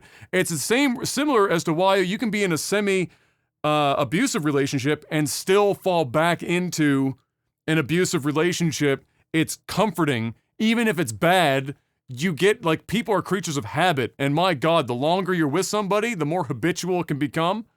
And so Jeff's not wrong. You got to give yourself a wide berth. I mean, fucking, it was a miracle that we live in this town and I didn't see her in the 4 years that I was out wandering the streets, downtown Halifax or whatever, that we didn't accidentally, bump into each other or whatever. We didn't even live that far apart. It was a miracle, but it didn't, thankfully. So my suggestion as well is, unless you are fucking damn sure that your situation is very specific, and even if it is, you gotta treat that so carefully. Super fucking carefully. I think 99% of the time, it's no. It's really no. It'll just complicate things and fuck things up. And there's a reason why I think a lot of people will agree with this and have experienced this. I had a ton of girlfriends. And I'm not even talking about girls that I slept with. I'm talking about just friends from high school, friends from university, friends of friends. I had a lot of girlfriends. I would say more girlfriends than guy friends, to be honest.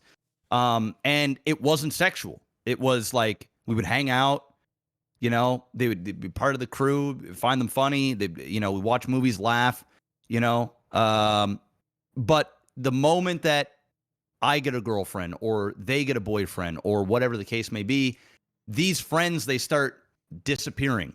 You see them a lot less until your circle is super small, because that's what happens when the opposite sex usually, or if you're into the same sex, same thing, that where things usually start to taper off. The older you get, the smaller your circle, because these people are getting married and having kids and starting their own families, and they have their own circles, and you look back at, and you still consider them friends. They're just friends that you don't really communicate with all that often. Or maybe you bump into them at Walmart and, hey, how's it going? My God, I haven't seen you forever. And you're still considered friends, but I'm talking about friendships. Come on over, play some video games. Let's watch a movie. Let's go out for dinner. Let's catch up. Those are the types of things that I believe when you're in a committed relationship, you just don't have those relationships with opposite sex. And there are very, very specific situations and where those things may actually be. It also depends on the relationship that you're in with your partner. You might have an open relationship. You might be two free spirits that don't care about anything. I get that, but I'm talking about the majority of monogamous relationships where you are committed to your other half. And I just don't see the need to have girlfriends. I can have great guy friends. I don't need to have great girlfriends in my life to hang out with. I think it's disrespectful to my wife. I think it's a form of being deceitful, even if the intentions are there. Because, dude, every relationship gets rocky, man. Every relationship gets rocky. Have your problems, and if you've got the opposite sex or people around you in a moment of weakness, in a fling, like just even having those thoughts is not good, is not healthy. I can't speak for anybody else, but I just think it's just a proper thing to do. And as you get older and you mature, I think the majority of people feel that way as well. That's how I feel about it.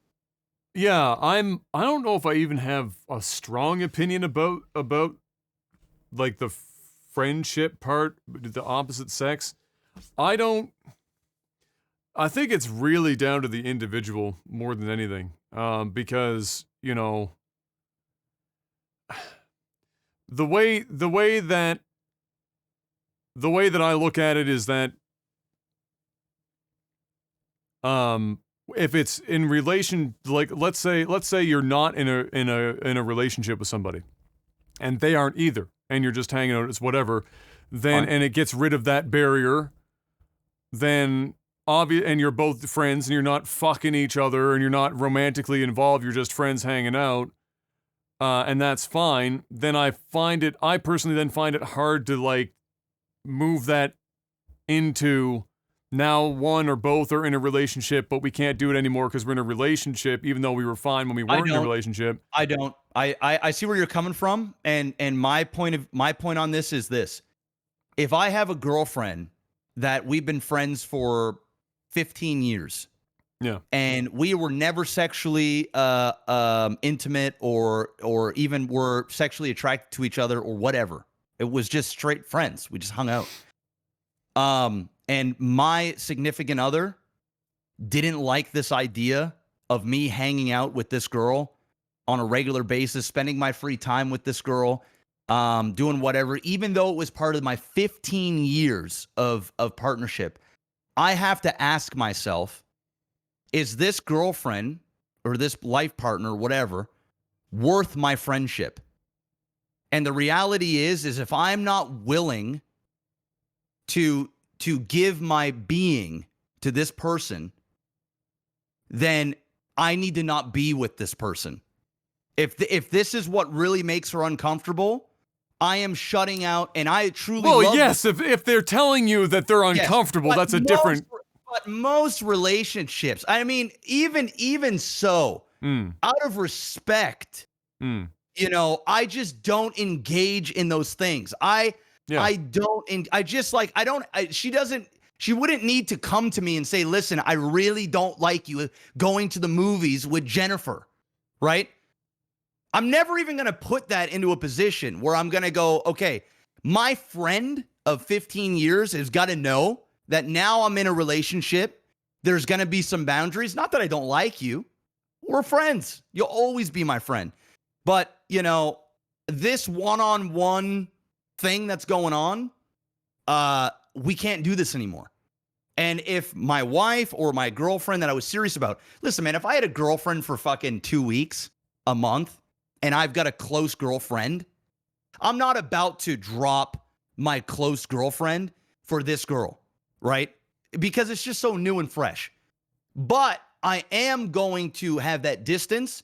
And then if I felt as though things were getting serious, because you date around and you do whatever, then it would be like, that's it. I'm done. I can't do this anymore. That's just how I am. It's like, we can be friends. We can have those conversations. Hey, how's your family?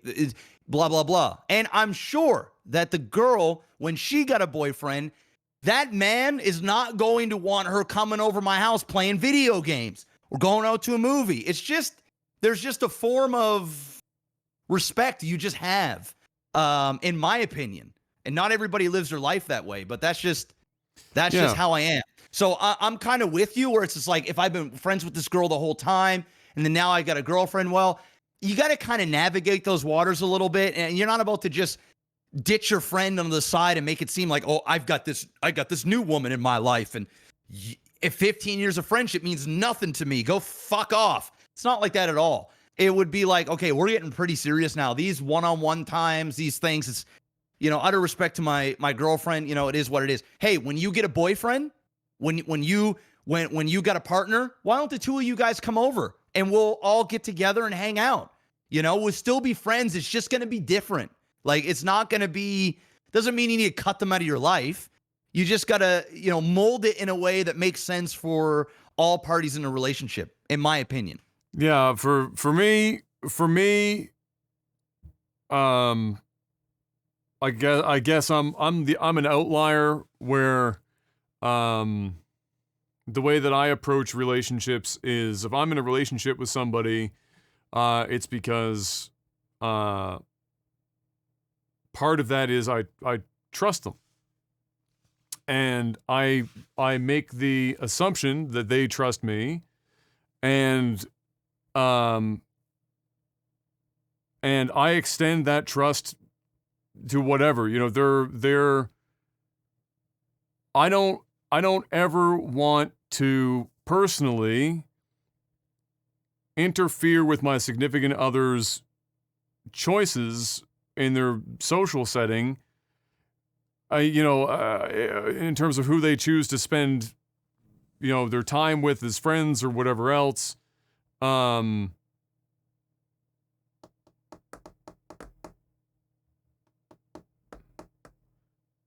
I know that that's not the majority of what people would. Yeah, would think. Listen, but because for me, okay, so for me, this is where I come at it from, is that on my top list of red flags and things that I will flat out dive away from immediately is like smoking is top.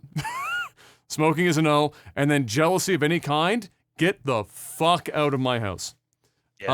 I think I don't have like, for me it's for me, the moment I feel like my partner is hovering because they are the concern with who I'm spending my time with or talking to, or what I'm talking to this person about, or whatever, the moment that we've got to that point, then I know that you don't trust me.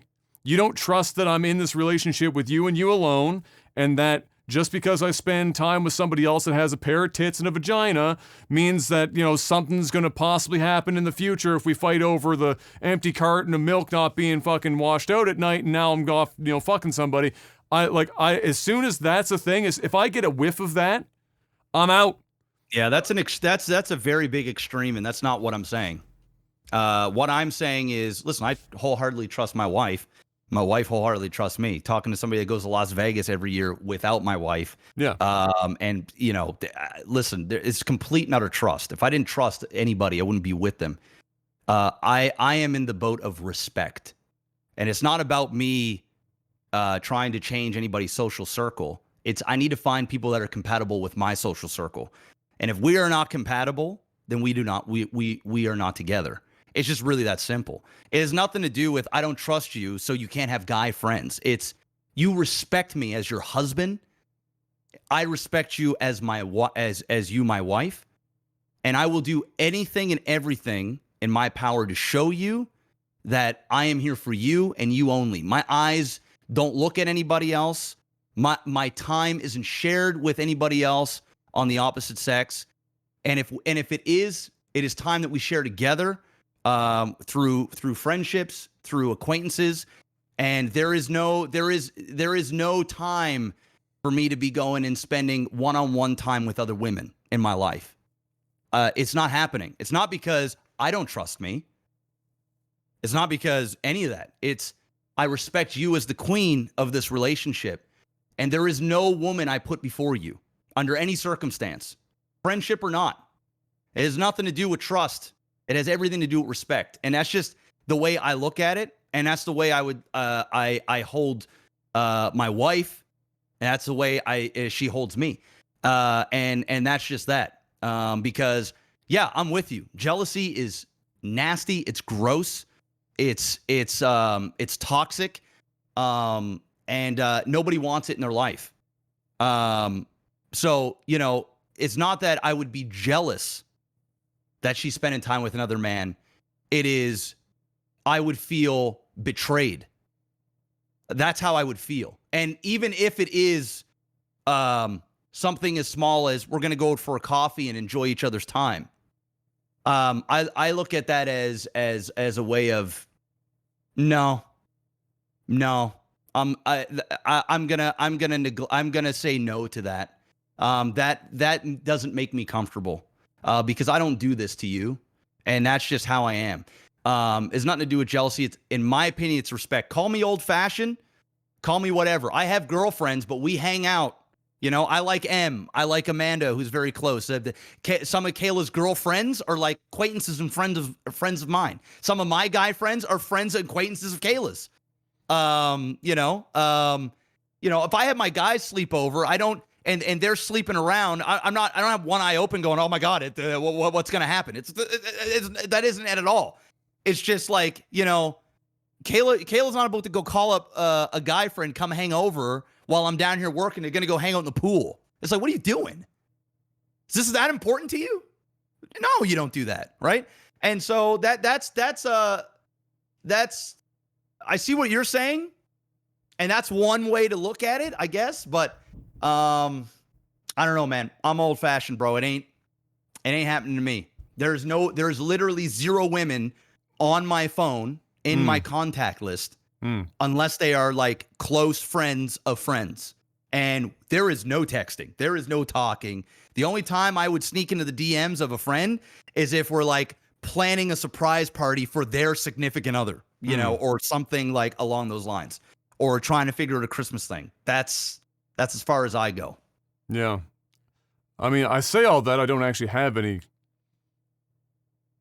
particularly close female friends. It's not, I don't even think my own shit's applying to me right now, but it's difficult for me to make that because you can frame it for respect, or you can reframe it for, or you can frame it for jealousy, you can frame it for whatever. For me, you know, if M told me that she was going, M's got like a fucking bajillion friends. She's Filipino. She's got like literally trillions of friends. So, you know, for me, I like personally, so the first thing that enters my mind is, for me, do I trust her to go do that? Because she's gonna be like, of course you would. I mean, so I just don't fucking care. I have to do it too. If they're like, she was like, yeah, I'm gonna go see a movie with Joe Blow. Yeah. Of course I'd trust her not do anything. I'm just not gonna like the idea. What are you doing? Well, I mean, for me, the reason, like, for me, if I didn't like it, like if I was retracting from the idea, I would have to ask myself, why do I not like it? What is it about that I don't like? Is it because that I wouldn't personally do it for her in the reverse? And if that's the case, why wouldn't I do that in the reverse? What's the assumption I'm making? And for me, if I didn't like it, it's probably because... Put it this way, there's a reason why you don't put her in that position and she don't put you in that position. It's just, there's a reason why it doesn't apply, is because it just doesn't happen. And there's a reason why it doesn't happen. Well, I've got like 3 friends. Yeah, well... There's a reason there, there's just a reason. Like 3 friends. But it doesn't matter. Like, there are tons of people that you can conceptualize your way of thinking, but it just really doesn't happen because it's just almost like it just naturally doesn't happen because you know it's not supposed to. But for me, I'm not saying this is about you specifically. I'm just saying in general is that the reason why it doesn't happen a lot is because most relationships are fucking they're garbage, and people cheat all the time. Says people's initial reaction to everything is to assume the worst about anything like that, and mixing the age-old question of can men and women be friends always ends up boiling down to no, mostly because most of the people in the conversation have been cheated on, or they themselves have at least had it pass through their minds once or twice that they felt tempted and they had to get out of the situation, like because the human nature of I really just want to fuck around and find out as much as possible in my youth, and so the majority of people's relationship experience involves at least one time being cheated on, and so the default there is no. If you're with me, I don't want to see you with anyone alone by somebody, with somebody else. So. Yeah, so that's why for me it could be because I've never been cheated on. If I was cheated on, maybe I have a different worldview in that regard. Maybe that would be something else, or maybe if I was personally in a situation and I was feeling tempted and I had to stop myself and like walk away from it, maybe I would also have a different view. But I guess since I've not personally had that, despite having a number of female friends over time when I was both in and out of relationships and never experienced anything like that, that's just kind of where I'm at, where it's like a thing where I have been is in a relationship where jealousy is paramount and that shit is a no-fly zone, where it was like every time anything was even resembling an interaction from a distance where between two people like for a million miles away, it was a problem that it was like, oh, well, that's cheating. Like, no, actually, it's called two adults in their fucking 30s having a conversation. The shit's not always about fucking somebody behind your back. So it's, I think the default is probably safest to say maybe no, because for most people, that is the case where most people have experienced cheating of some kind.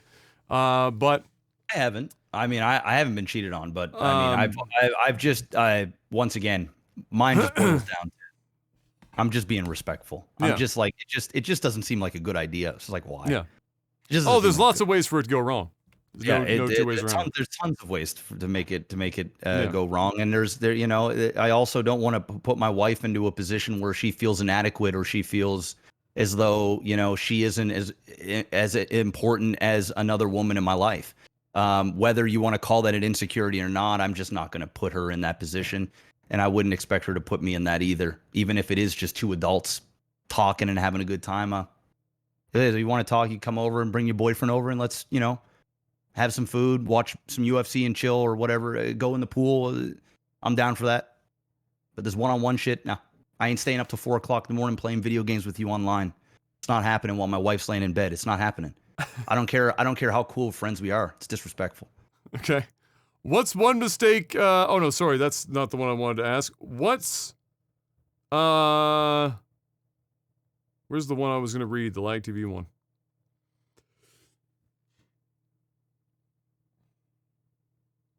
Volkus asks, Lag TV memory lane question, was watching some old vids and a couple of times in them, you guys sounded gassed by the end of it. Can you remember any times you guys were hoarse after a cast or video? I mean, yeah, it happened a lot. Early on, we would record several games back to back to back because we could only get together like once a week. So we'd get into a room and it would already be nighttime and we had both likely worked before we'd gotten to the house or the apartment. And so we'd already done an 8 or whatever hour day, and then we get there and it's late, and then we do several games back to back to back to back, and back then especially the hardware wasn't all that amazing, and the software wasn't all that amazing, so you'd have times where you'd get like almost to the end of a cast, or you get through a cast and the recording just flat out didn't work, and so you had to like redo shit and whatnot. So yeah, there were numerous casts where it happens to me now. I mean, I streamed the other day and for like 12 hours and was screaming, yelling, singing. My throat was fucked. Yeah, it's toast. I mean, this happens now. I've gotten better over the years at learning how to yell without you have your own personal compressor. Yeah, exactly. That's the best way to describe it, really.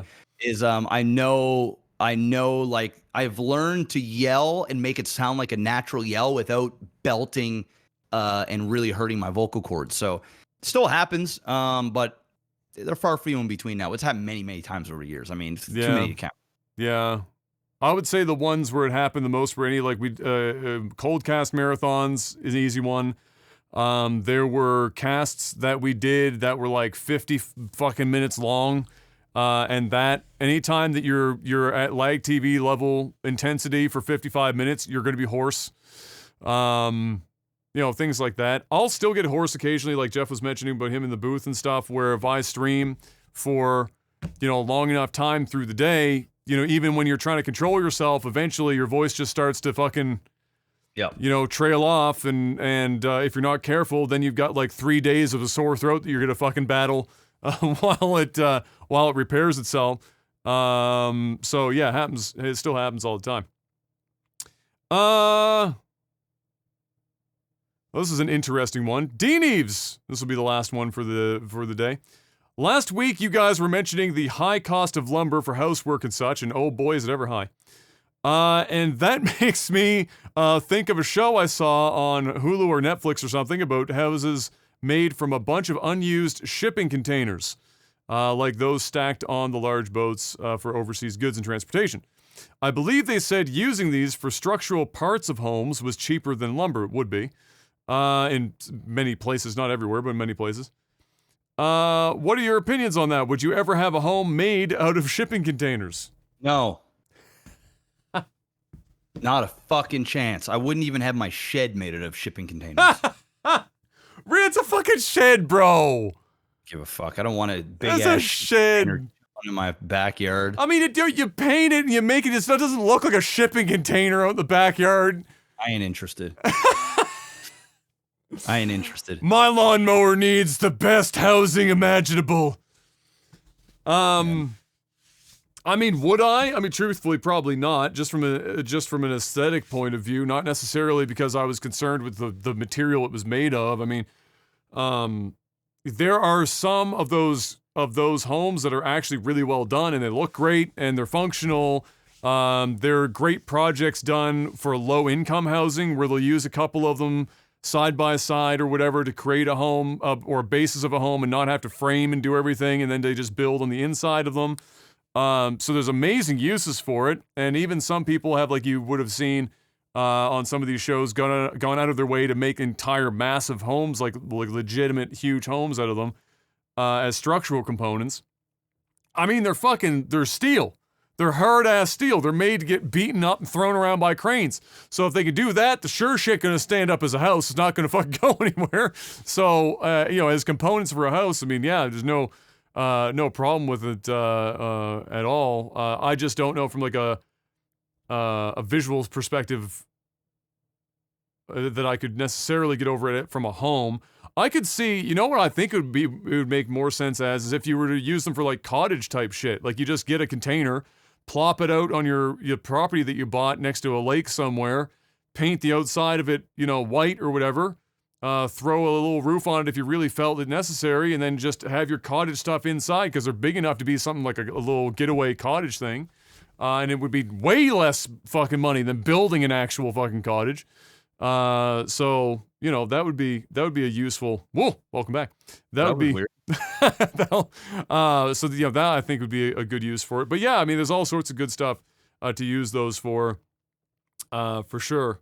No two ways around it. But I agree with Jeff. I don't think I'd necessarily want my house to be made of it, but I could go for like a cottage maybe. I'd certainly put my lawnmower in it. My lawnmower isn't that picky. I'd put the lawnmower in there, no questions, no questions asked. You know what also might work for it though? Using it as a garage. For like, and not like a full feature garage. You could store like a car in your there. Car, right? Like if you're in the winter time. That makes sense. You know, put a garage door in the front of it and fucking, you know, store your car. Yeah. You almost don't even need a garage door. You just open the fucking, drive your car in there and close it in there for the winter. And people like pressing the button and having the little, you know, fucking whatever. You know. Well, I mean, if you're using it as a garage all the time, it's probably not the most efficient thing to use. Yeah, true. Just build a fucking garage. They're not that expensive. No. But if you want to use it as something as storage for over the winter, and you've got like, you know, not enough car storage, I mean, investing in one of those, chucking it on your property and putting your car in there, it makes sense. Yeah. But depending on your car, it would be a little tight though. I mean, you might have a hard time opening a door, but you know, sacrifices. You gotta make sacrifices. You know, what are you gonna do? Build a $20,000 garage or buy a fucking like $3,000 shipping container and put the bitch in there? You go for the shipping container. That's what you do. Crawl out through the trunk if you have to. Make it happen. That's it. Ladies and gentlemen, that's it for this week's Tech Golf podcast. Hopefully you enjoyed yourselves and get a little entertainment out of it. Follow us on YouTube. Hit the like button. Subscribe. Leave this bitch running on the side monitor. Even if you want, just for the watch time. Goes a long way in the metrics. Of course, you can give us reviews on any platform that allows you to do that. I think iTunes is probably the only one still in existence that does. And then, of course, just spread the word. Let other people know if you think they might enjoy the podcast as well. This is a good place to come and hang out. Thank you again for continued support on Patreon, and we'll see you guys next week. Stay safe out there. I think next week, what is next? I will have 2.5G next week, Mr. Black. I won't yet. So you'll have a couple of days after, I think. I'll have a couple of days after, so you'll have 2.5 in your system. That's right. I'm coming for you, Bill Gates. Fucking watch it. But until then, ladies and gentlemen, have a good one, and peace. Peace.